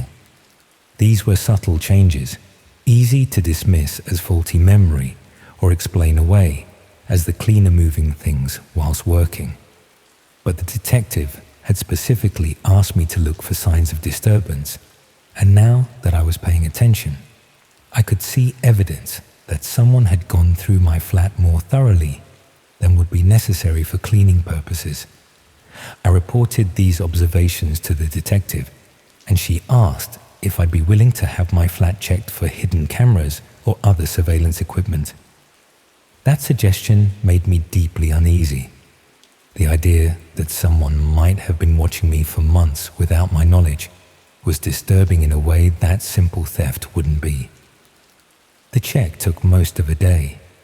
A specialist team went through every room with detection equipment, checking smoke detectors, electrical outlets, light fixtures, any place where a small camera could be concealed. They found 2 devices, one in my bedroom ceiling light, another hidden in the kitchen smoke detector. Both were sophisticated enough to transmit footage remotely and had been in place for approximately 6 months, since shortly after the cleaning service visit. The detective explained that Sparkle Clean wasn't a legitimate cleaning company. It was a front operation for gathering intelligence about properties that could be targeted for burglary or surveillance. The person who came to clean would actually do the cleaning work, making the service appear genuine, but they'd also photograph everything, note security measures, identify valuables, and install cameras in strategic locations. The information gathered was compiled into detailed property reports and sold on the dark web to anyone interested in accessing those homes. Burglars would purchase reports for properties they wanted to target. The reports included floor plans, photos of valuables and their locations, notes about security measures, copies of keys if the cleaner had been able to make impressions, and information about the occupant's schedule based on what they'd observed during the cleaning visit. My report had been sold multiple times. The detective showed me, with obvious discomfort, the listing where my flat's information was being traded.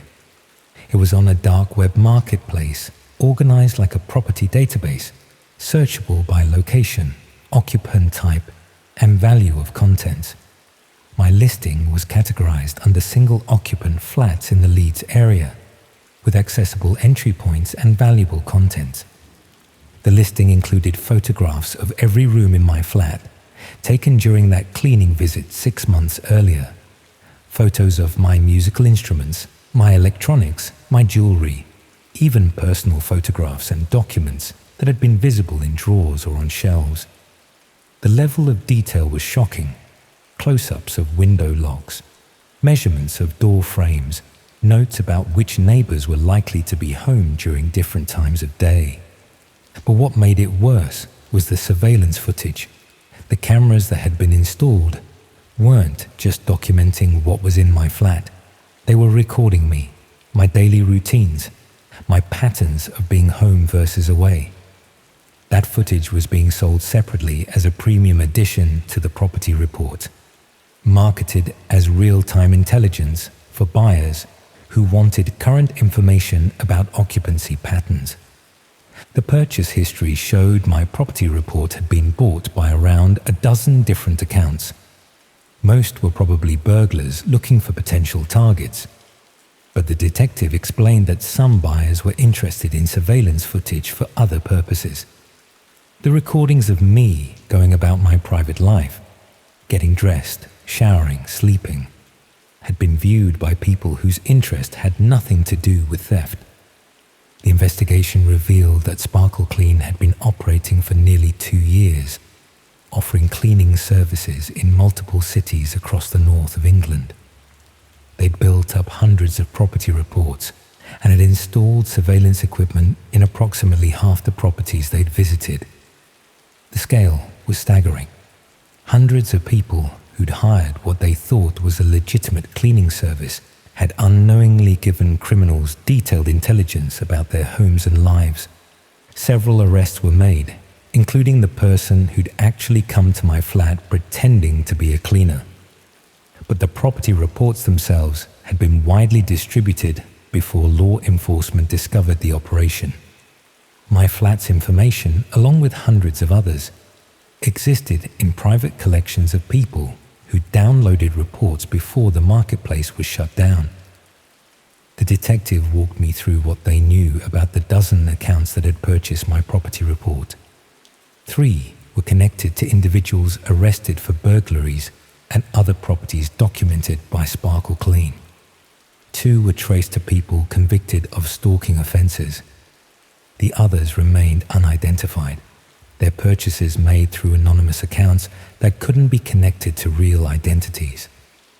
Knowing that at least 7 unknown people possessed detailed information about my home, photographs of every room, notes about my routines, possibly copies of surveillance footage showing my most private moments, was terrifying in a way that's difficult to articulate.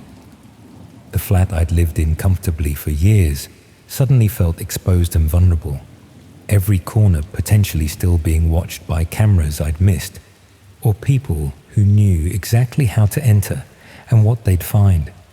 I had all the locks changed, obviously. The specialist team assured me they'd found all the surveillance equipment, but I couldn't shake the feeling that something had been missed. I'd lie awake wondering if someone was still watching, if another camera existed in a place they hadn't checked, if the people who'd purchased my property report were still monitoring me somehow. The psychological impact was worse than any physical violation would have been. My home, the space where I'd felt most private and secure, had been systematically documented and sold to strangers. Every intimate moment I'd had in that flat for 6 months had potentially been recorded and viewed by people I'd never identify. The shower I took each morning, the times I'd cried over personal disappointments, the nights I couldn't sleep and wandered around in the dark, all of it possibly watched and discussed by people who'd paid for access to my private life. I tried to continue living there, tried to reclaim the sense of safety I'd had before discovering what had happened. I covered the smoke detectors with tape, even though the cameras had been removed. I put tape over my laptop camera and unplugged electronics when I wasn't using them. I checked the locks obsessively every night, but the damage was done. The flat felt contaminated by knowledge of what had occurred there, by months of surveillance I'd been oblivious to. About 3 months after the investigation concluded, I moved out. I couldn't stay somewhere that had been so thoroughly violated, where strangers had installed cameras and watched me for months, where detailed documentation of my life existed in collections I'd never accessed. The landlord was understanding when I explained the situation, let me out of the lease early given the circumstances.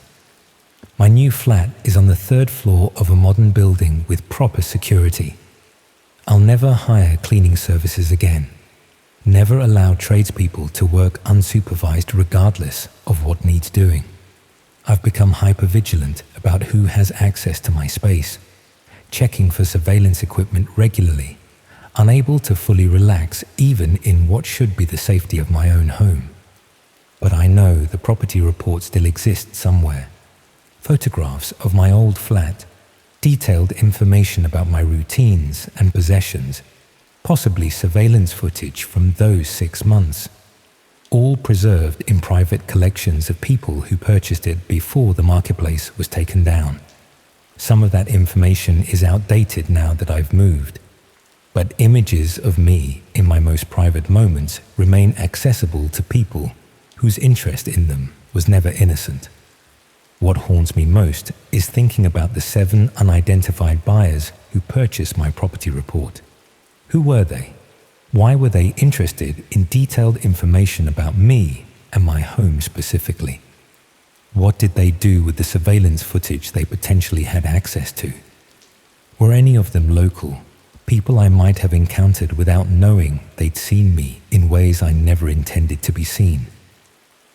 I also think about the hundreds of other people who'd hired Sparkle Clean and were now dealing with similar violations. Some had experienced burglaries, their homes broken into by criminals using information from property reports. Others had been stalked by people who'd purchased surveillance footage and learned their routines. Many probably never discovered what had happened, never knew their homes had been documented and sold, never realized they'd been watched for months by strangers who'd paid for access. The investigation revealed that Sparkle Clean had targeted specific demographics deliberately. Single-occupant households, particularly women living alone, were prioritized because the surveillance footage was more valuable to certain types of buyers. Working professionals were targeted because they were likely to be away from home on predictable schedules. People living in ground floor flats or houses with accessible entry points were preferred because the information would be more useful to buyers planning physical access. I fit all those criteria perfectly. A single woman living alone in a ground floor flat with predictable working hours. The Sparkle Clean operator who'd come to my flat had probably identified me as an ideal target before ever arriving, based on the booking information I'd provided when scheduling the cleaning. My decision to be out during the cleaning had made it even easier. 3 unsupervised hours to photograph everything, install cameras, copy my spare key, and gather intelligence that would be valuable to multiple types of buyers. The reviews I'd read before booking were probably fake, created to build trust in a service that existed solely to exploit people's need for help with household tasks. The professional-looking website, the straightforward booking process, the confirmation emails, all designed to appear legitimate whilst facilitating organized invasion of privacy and theft. The trial was difficult to endure. The defense argued that the defendants were simply running a cleaning business and that any additional documentation was for quality control purposes. The prosecution had to demonstrate systematically how the operation was designed specifically to gather intelligence for criminal purposes, showing the property reports and marketplace listings to prove the true intent. Several other victims attended the trial, people whose homes had been documented and surveilled through the same scheme. We formed an uncomfortable community of shared experience, united by having trusted a service that weaponized that trust to violate our privacy and security. Some had experienced burglaries, others had been stalked. A few had never noticed anything wrong until police contacted them during the investigation. One woman described discovering cameras in her home 2 years after hiring Sparkle Clean. The devices had continued recording and transmitting for that entire period, creating an extensive archive of footage showing her daily life, her relationships, her most private moments. The breadth of that surveillance, the years of violation she'd been unaware of, was staggering and disturbing beyond any simple burglary would have been. The defendants received prison sentences, but they felt inadequate given what they'd done and how many people they'd violated. The property reports would continue existing after their release. The surveillance footage would persist. The victims would carry knowledge of what happened for the rest of their lives. while the criminals served relatively brief sentences for systematic invasions of privacy and facilitation of numerous subsequent crimes. I hired a cleaning service once, a simple transaction to prepare my flat for family visitors, arranged through what seemed like a legitimate website with good reviews and reasonable prices. That decision led to 6 months of surveillance I was oblivious to. Detailed documentation of my home sold to multiple strangers, and permanent footage of my private life existing in collections I'll never locate or control. That's what I think about now when I see cleaning services advertised online. Not whether they're professional or reasonably priced, but whether they're actually providing the service they claim, or whether they're gathering intelligence that will be compiled, sold, and used against the people who trusted them. Whether other people are making the same mistake I made, inviting violations into their homes whilst thinking they're just hiring help with housework.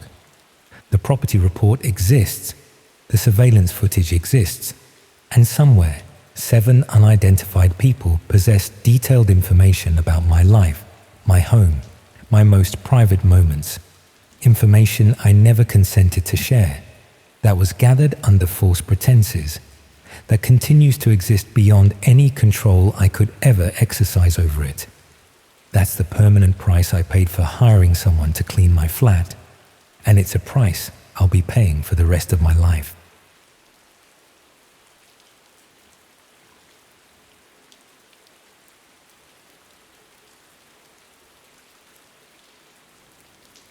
Imagine you're lying awake at 3 in the morning, staring at the ceiling of your bedsit in Croydon, listening to the couple upstairs having another screaming match through the paper-thin walls.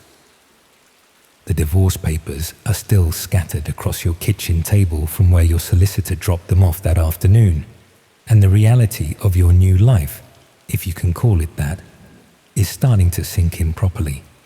That's how it started for me anyway. 6 months of sleeping rough on my mate's sofa until I could scrape together enough for the deposit on this place. 38 years old and starting over with nothing but a suitcase and a laptop that'd seen better days. The insomnia had been getting worse since the split. Sarah had kept the house, obviously. Her name was on the mortgage. Her parents had helped with the deposit. Fair enough, I suppose. But it didn't make the transition any easier. I tried everything for the sleeplessness. Herbal teas, meditation apps, those expensive blackout curtains that promised to transform your bedroom into a cave. Nothing worked. By 3:30 most nights, I'd given up entirely and found myself hunched over the laptop at my tiny kitchen table, aimlessly scrolling through whatever rubbish the internet had to offer. It was during one of these late-night sessions that I first stumbled across the forums. Not the usual Reddit threads or Facebook groups, deeper than that. Someone on a cryptocurrency discussion board had mentioned something about hidden marketplaces, places where you could find things that weren't available through normal channels. Nothing sinister, mind you, just hard-to-find electronics, rare books, that sort of thing. The conversation had piqued my curiosity. I'd heard about the dark web before, of course. Everyone has. Usually in the context of drug dealers and identity theft. The sort of thing that makes for sensational newspaper headlines. But there was something almost academic about the way these forum users discussed it. They talked about privacy, about digital freedom, about accessing information that governments and corporations would prefer you didn't see. It seemed less criminal, more philosophical. I told myself I just wanted to see what all the fuss was about. The browser installed easily enough, though it took ages to connect through all those layers. When it finally loaded, I found myself staring at a search engine that looked like something from the early days of the internet. Basic, functional, utterly unremarkable. For the first few nights, I just browsed randomly. There were forums dedicated to every conceivable topic. marketplaces selling everything from vintage records to questionable pharmaceutical products, and endless political discussions that made the comments section of any mainstream news site look positively civilized. Most of it was surprisingly mundane, actually. Not the digital den of iniquity I'd been expecting. The red rooms were mentioned in passing during a conversation about live streaming technology. Someone had posted a technical question about bandwidth requirements for real-time video, and another user had made a joke about not needing that much speed unless you were running a red room. Several people had laughed, or at least posted laughing emojis, but I didn't get the reference. A bit of searching revealed that red rooms were supposedly live streams where viewers could watch and direct real-time violence. Urban legend stuff, mostly. Digital folklore. Every explanation I found came with disclaimers about how they probably didn't really exist. How the stories were just myths designed to make the dark web seem more sinister than it actually was. The consensus seemed to be that the technical requirements alone made them impractical. Real-time video streaming over Tor was unreliable at best, and the whole premise seemed more like something from a horror film than actual criminal enterprise. Still, the idea lingered. During those long, sleepless nights, I found myself thinking about it more than I probably should have. Not because I wanted to find one, you understand. The whole concept was revolting. But there was something compulsive about the mystery of it, like picking at a scab or probing a sore tooth with your tongue. It was probably around my third week of regular dark web browsing when I first saw the link. Hidden in a forum discussion about online privacy, posted by a user with a string of random characters for a name. No description, no context, just an address that was significantly longer than the usual ones I'd encountered. Something about it looked different, more complex, more deliberately obscured. I stared at that link for the better part of an hour. Common sense told me to close the browser, make some tea, maybe try to get some sleep. But curiosity is a powerful thing, especially when you're sitting alone in a grotty bedsit at 4 a.m. with nothing but your own thoughts for company. The page took nearly 10 minutes to load.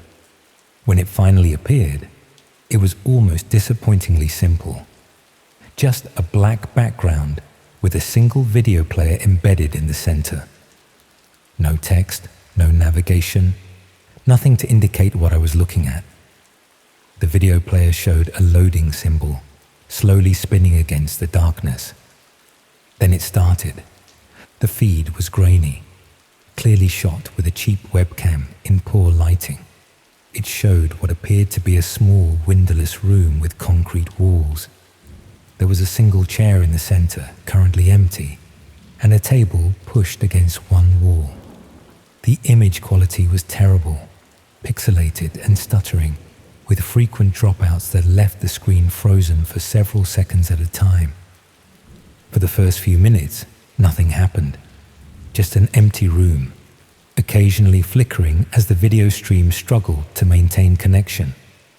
I was beginning to think it was just some sort of technical test when I noticed the chat window that had appeared beside the video player. The messages were scrolling past too quickly to read properly, but I caught fragments. Usernames that were just random strings of letters and numbers, posting short, cryptic comments. Some seemed to be discussing the technical quality of the stream. Others were asking when something was going to start. A few were considerably more explicit about what they hoped to see. I should have closed the browser then, should have deleted Tor, wiped my browsing history, and pretended I'd never seen any of it. Instead, I found myself refreshing the page, trying to get a clearer picture as the video quality fluctuated wildly. Around 4:30, someone entered the room. It was a man, though the poor image quality made it difficult to make out details. Middle-aged, wearing what looked like overalls or a boiler suit. He moved with purpose, arranging items on the table that I couldn't quite make out through the pixelated mess of the video feed. The chat window exploded with activity, dozens of messages appearing and disappearing faster than I could follow. The man in the overalls seemed to be responding to the chat, though I couldn't hear any audio. He would pause, look directly at the camera, then nod or shake his head. Sometimes he would hold up fingers, 1, 2, 3, as if counting or responding to numerical questions from the viewers. Then he left the room again, and we were back to the empty chair and concrete walls. The waiting was almost worse than whatever was coming next. The chat had settled into a steady rhythm of anticipation and crude speculation. I found myself checking the time obsessively. 4:30 became 4:45, then 5 o'clock, then 10 past. Part of me hoped nothing else would happen, that this was all some elaborate hoax or art project. But another part, a part I didn't particularly want to acknowledge, was curious about what came next. When the door opened again, he wasn't alone. The second figure was smaller, harder to make out in the poor lighting. They moved differently, hesitant, unsteady. As they got closer to the camera, I could see it was a woman, though the video quality made it impossible to determine much else about her appearance. She seemed confused, disoriented. The man in overalls guided her to the chair with what appeared to be gentle insistence. The chat went absolutely mental. Messages were appearing so fast, they were just a blur of text. I caught glimpses of betting odds, requests for specific actions, discussions of payment methods. Bitcoin addresses were being posted and immediately deleted. The whole thing had the atmosphere of a twisted auction, with viewers bidding on what they wanted to see happen next. I should have stopped watching, should have closed the laptop and walked away. But something kept me glued to the screen. Not excitement, not anticipation, but a kind of horrified fascination, like watching a car accident unfold in slow motion. The man in overalls had returned to his table and was selecting tools with the care of a surgeon. The woman in the chair seemed to be talking, though without audio, I could only see her mouth moving. She looked around the room with growing agitation, testing the restraints that I was only now noticing, held her to the chair. Then something changed in the chat. The frenzied betting and crude requests suddenly stopped, replaced by a series of identical messages from different users. Feed compromised, feed compromised, feed compromised. The video cut out entirely. For a moment, I stared at a blank screen showing only a connection error message. Then the browser crashed completely, taking me back to my desktop. When I tried to reload the Tor browser, it wouldn't connect at all, just sat there attempting to establish a connection through the encrypted network without success. I spent the next hour trying to get back online, convinced that my internet connection had failed or that there was some problem with my laptop. But regular websites loaded fine through Chrome. It was only Tor that refused to work, as if something had completely blocked my access to the dark web. By 6 a.m, I'd given up and tried to get some sleep. But every time I closed my eyes, I saw that grainy video feed. The empty room, the concrete walls, the woman in the chair. I kept thinking about those final moments before the connection died. The way she'd looked around the room, the careful way the man had selected his tools, the frantic energy of the chat as viewers realized something was wrong. The next few days passed in a haze of exhaustion and paranoia. Tor still wouldn't connect, no matter what I tried. I reinstalled the browser, reset my internet connection, even ran a full virus scan in case I'd picked up some kind of malware. Nothing worked. It was as if my computer had been permanently banned from accessing the dark web entirely. But that wasn't the worst part. The worst part was the email I received 3 days later. It arrived in my regular inbox, not buried in spam or sent through some anonymous service. Just a normal email from what appeared to be a Gmail account with a random string of numbers for an address. The subject line was blank, and the message contained only a single line of text. "We know you were watching." Below that was a screenshot, poor quality, pixelated, but unmistakably from that night. It showed my laptop screen with the red room video playing, but taken from behind and slightly to the side. Someone had been in my bedsit while I was watching, standing just out of my peripheral vision, close enough to photograph my screen over my shoulder. I checked the timestamp on the email. It had been sent at 4:47 a.m., right around the time the video feed had cut out. I called the police, of course, explained about the break-in, showed them the email. But what could they do? No signs of forced entry, nothing stolen, no physical evidence that anyone had been inside my flat. The email could have been sent from anywhere in the world. The screenshot could have been doctored. Without the original video, which I couldn't access anymore, there was no way to prove what I'd actually been watching. The officer who took my statement was polite, but clearly skeptical. He suggested I change my locks and maybe install a security camera, but his tone suggested he thought I was either lying or having some sort of breakdown. I couldn't really blame him. If someone had told me the same story 6 months earlier, I probably would have reacted the same way. That was 2 months ago.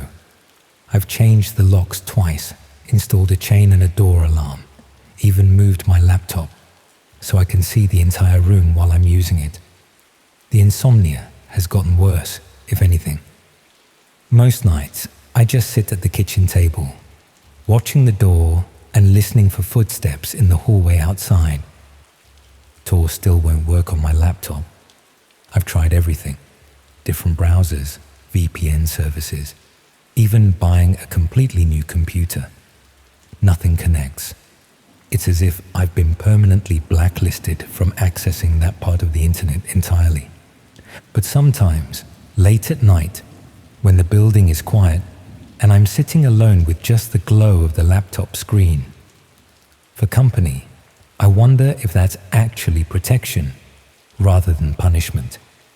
Because if they could get into my flat once without leaving any trace, if they could take that photograph without me noticing, if they could block my internet access with such precision, what else might they be capable of? I never found out what happened to the woman in the chair, never learned whether what I witnessed was real or just an elaborate hoax designed to draw in curious viewers like myself.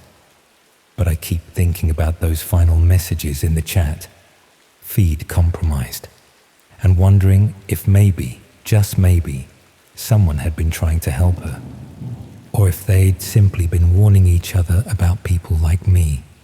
The thing that bothers me most isn't the email or the photograph or even the break-in.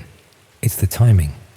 The feed cut out at exactly the moment when things were about to go too far, as if someone had been monitoring not just the stream but the viewers as well, as if they knew precisely when to pull the plug to leave people like me with just enough glimpse to be haunted, but not enough evidence to cause real trouble.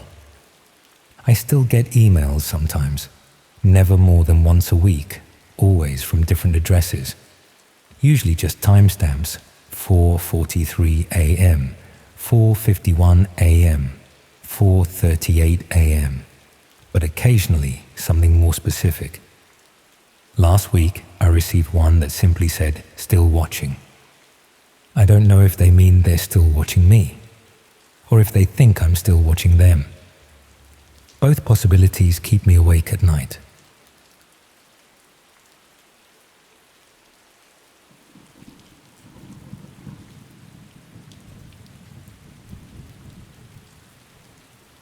I should have realized something was wrong when they offered to pay me £60 an hour to look after children I was never actually allowed to meet. The job advertisement appeared on a local parenting website where I'd been looking for childminding work around Nottingham. After months of unemployment following redundancy from the call centre, I was desperate for any income and had decided to try childcare since I'd always got on well with my sister's kids. The listing was different from typical childminding adverts. Instead of describing specific children and their needs, it mentioned providing care services for multiple families who required flexible arrangements and absolute discretion. The pay rate was extraordinary, 3 times what other childminding jobs offered. But the hours were irregular and the duties weren't clearly defined. When I applied, the response came from someone calling themselves the Family Services Coordinator, who explained that they managed childcare arrangements for several professional families who had complex scheduling requirements and privacy concerns. They wanted to meet me at a cafe in the city centre to discuss the role and assess my suitability for what they described as specialised childcare services. The interview process would be thorough, they warned, because the families they worked with required absolute reliability and discretion from their childcare providers. The interview was unlike any job meeting I'd ever experienced. Instead of discussing my experience with children or asking for references, the coordinator focused entirely on my personal circumstances, financial situation, and availability for immediate deployment to various locations around the East Midlands. They seemed particularly interested in whether I had close family members who might ask questions about my work, if I minded travelling to unfamiliar locations at short notice, and how I felt about maintaining complete confidentiality about client families and their arrangements. When I asked to learn more about the specific children I'd be caring for, the coordinator explained that client families valued their privacy so highly that childcare providers weren't given detailed information about individual children until they arrived at each assignment. This approach protected the families' identities while ensuring that childcare providers remained focused on professional service delivery rather than becoming personally involved with the children and their circumstances. The arrangement seemed unusual, but not necessarily inappropriate. Wealthy families often had legitimate reasons for wanting privacy and security around their childcare arrangements, especially if they were prominent in business or politics. I was offered the position immediately, with the first assignment scheduled for the following week. I'd be collected by car and taken to a private address where I'd provide childcare services for an unspecified number of children during daytime hours. The payment would be in cash at the end of each assignment, and I'd be provided with emergency contacts and basic instructions once I arrived at each location. On the morning of my first assignment, a black car arrived at my address exactly on time. The driver was professional but uncommunicative, explaining only that the journey would take about an hour and that I should avoid asking questions about the destination or the families we'd be visiting. We drove to a large detached house in what appeared to be an expensive rural area outside Nottingham. The property was surrounded by high fences and had security features that seemed excessive for a normal family home. When we arrived, I was met by a woman who introduced herself as the house supervisor. She provided me with basic instructions about meal times, safety procedures, and contact protocols, but still didn't give me any information about the specific children I'd be caring for. The house was beautifully furnished but felt strangely impersonal, more like a high-end hotel than a family home. There were no personal photographs, children's artwork, or other signs of normal family life that you'd expect in a house where children lived regularly.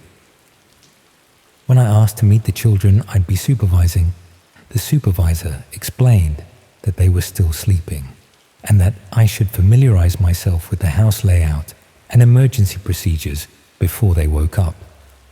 But as the morning progressed, no children appeared. The supervisor kept explaining that they were having breakfast in their rooms, or were occupied with educational activities, or were resting between scheduled activities. By midday, I'd been in the house for several hours without seeing any evidence that children were actually present. No sounds of playing or talking, no meals being prepared for young people, no toys or games being used anywhere in the property. When I expressed concern about not having met the children I was supposed to be caring for, the supervisor became evasive and suggested that my role might be different from what I'd initially understood. She explained that some childcare assignments involved being available for children who might need supervision, rather than actively caring for children who were currently present. Families paid for childcare providers to be on standby in case their arrangements changed unexpectedly, but the explanation didn't address why I'd been brought to a specific house and given detailed instructions about caring for children who apparently weren't there. I started to suspect that the child-minding job wasn't legitimate at all, but was cover for some other type of arrangement that required having unvetted adults present in private properties for reasons that had nothing to do with childcare.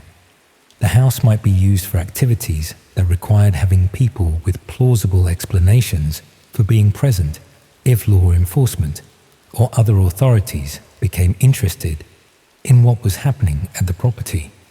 When I tried to leave the house to get some fresh air, I discovered that the doors were locked and I couldn't exit the property without assistance from the supervisor. She explained that security protocols required all visitors to remain accompanied while on the premises. I realized I was essentially being held at the property against my will, under the pretense of providing childcare services that clearly didn't exist. The child-minding job was a recruitment method for getting people into controlled environments where they could be monitored, assessed, or used for purposes they hadn't consented to participate in. But understanding what was happening didn't provide any immediate way to extract myself safely from the situation. The supervisor clearly had instructions about managing my presence at the property, and the security measures suggested this was a planned operation rather than a spontaneous deception. When I insisted on being taken home immediately, the supervisor became less accommodating and explained that leaving before the scheduled end of the assignment would result in forfeiture of payment and potential legal consequences for breach of contract. She also mentioned that my personal details and financial circumstances were now part of their client records, and that premature departure might be interpreted as evidence of unreliability that could affect my future employment prospects. The implications were clear.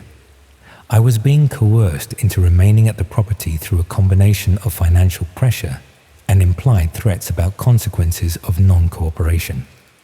But the most disturbing aspect was realizing that other people had probably been recruited through similar fake child-minding opportunities and might currently be held at other properties under the same false pretenses.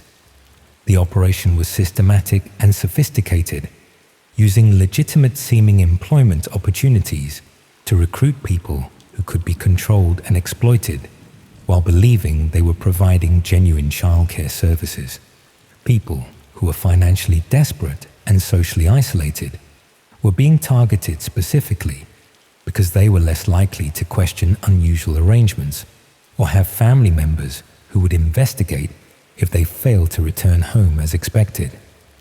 The fake child-minding service was probably one part of a larger operation that used various types of employment fraud to recruit people for activities they would never have agreed to participate in voluntarily. But proving what was happening would require escaping from the controlled environment and providing evidence that would be difficult to gather while being monitored and confined. Meanwhile, the recruitment process was probably continuing, with new job advertisements targeting other desperate people who needed income and would be willing to accept unusual employment arrangements that seemed too good to question thoroughly. The child-minding opportunity that had seemed like a solution to my financial problems had instead made me a victim of systematic deception and possible trafficking, with no clear way to escape or seek help without risking serious consequences. When the supervisor finally mentioned that evening arrangements might require additional services that hadn't been discussed during the initial interview, I knew the childcare pretense was about to be abandoned entirely.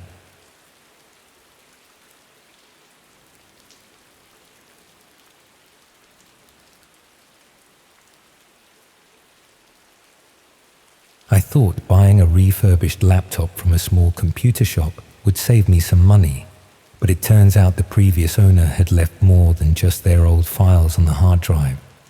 My ancient Dell had finally died after years of loyal service, and replacing it wasn't exactly in the budget.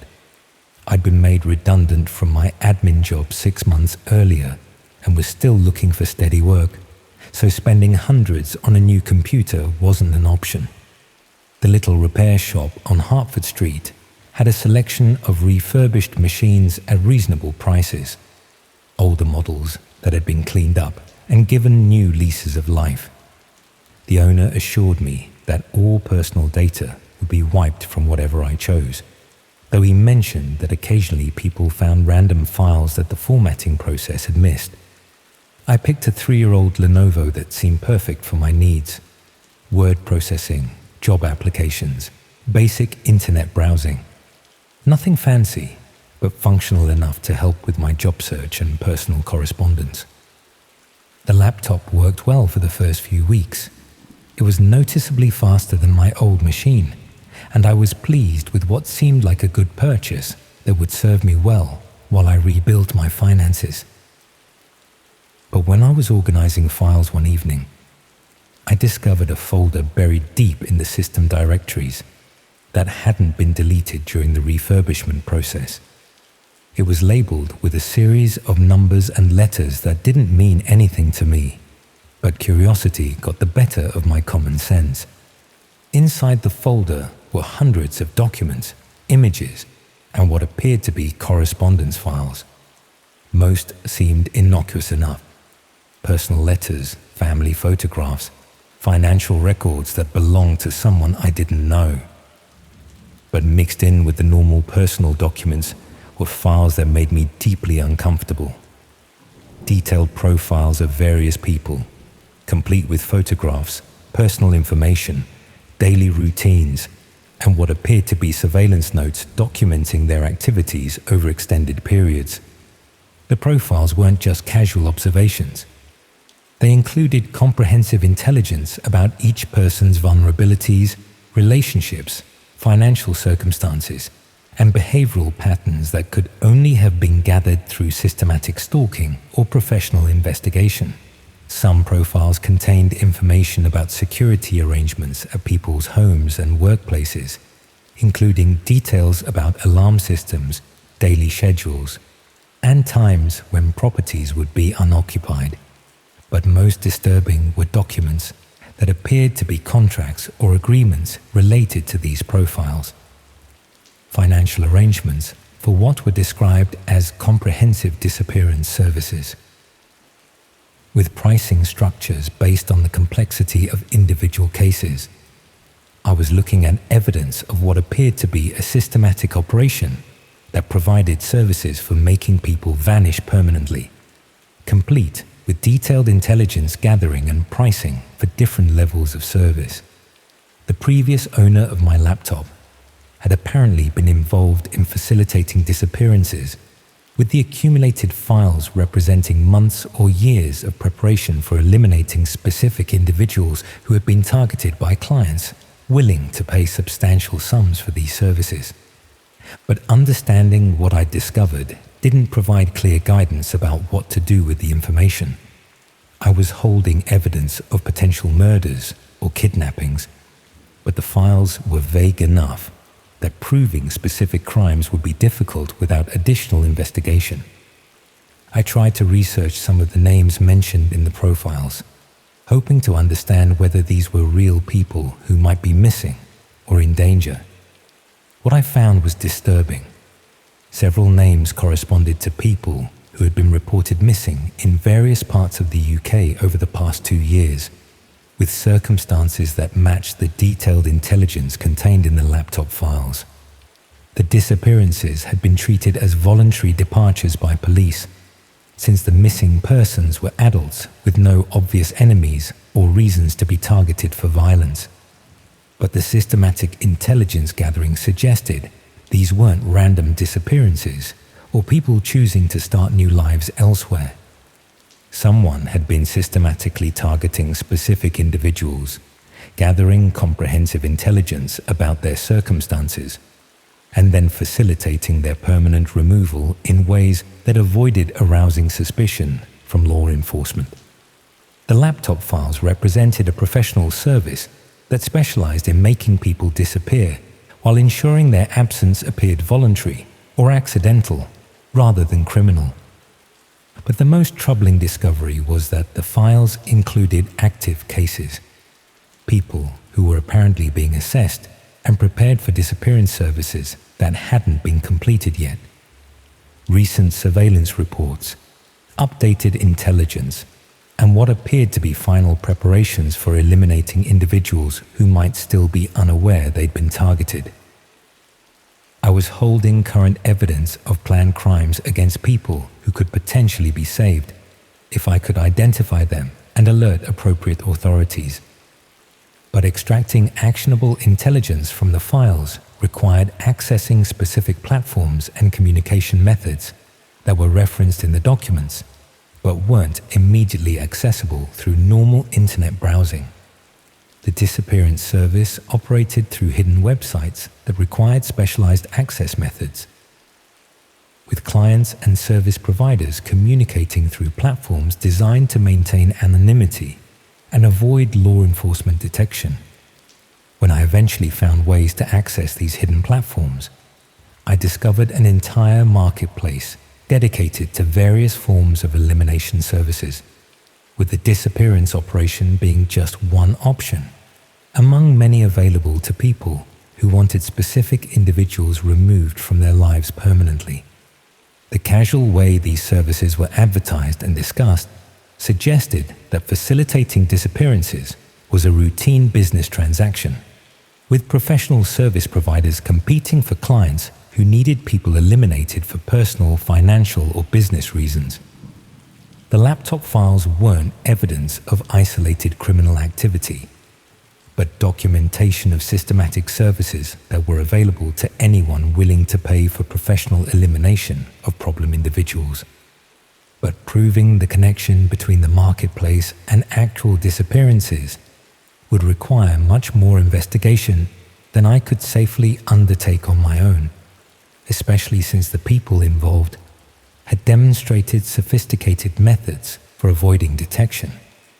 Meanwhile, the active cases mentioned in the laptop files were probably proceeding toward completion, with targeted individuals continuing their normal lives unaware that they'd been systematically assessed and marked for elimination.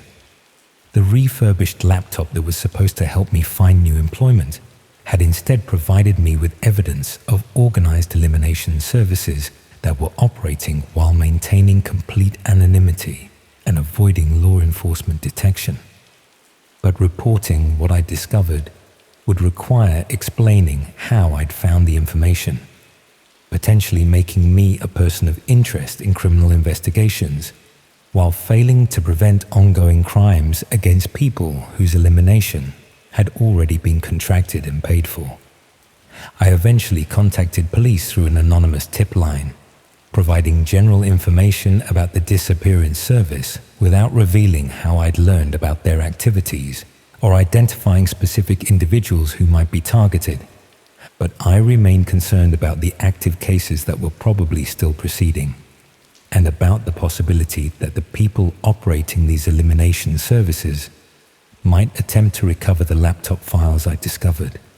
The computer shop where I'd purchased the refurbished machine claimed to have no information about the previous owner, and the files themselves contain no identifying details that could be traced back to specific individuals or organizations. The elimination service was probably continuing to operate while recruiting new clients and targeting additional people for disappearance, using methods that had been refined through years of successful operations that had avoided law enforcement detection. When I finally replaced the refurbished laptop with a different machine, I destroyed the hard drive completely, but I never stopped wondering whether the people in those active case files had managed to avoid the elimination services that had been contracted against them, or whether they'd simply joined the growing list of individuals who had disappeared without explanation or accountability.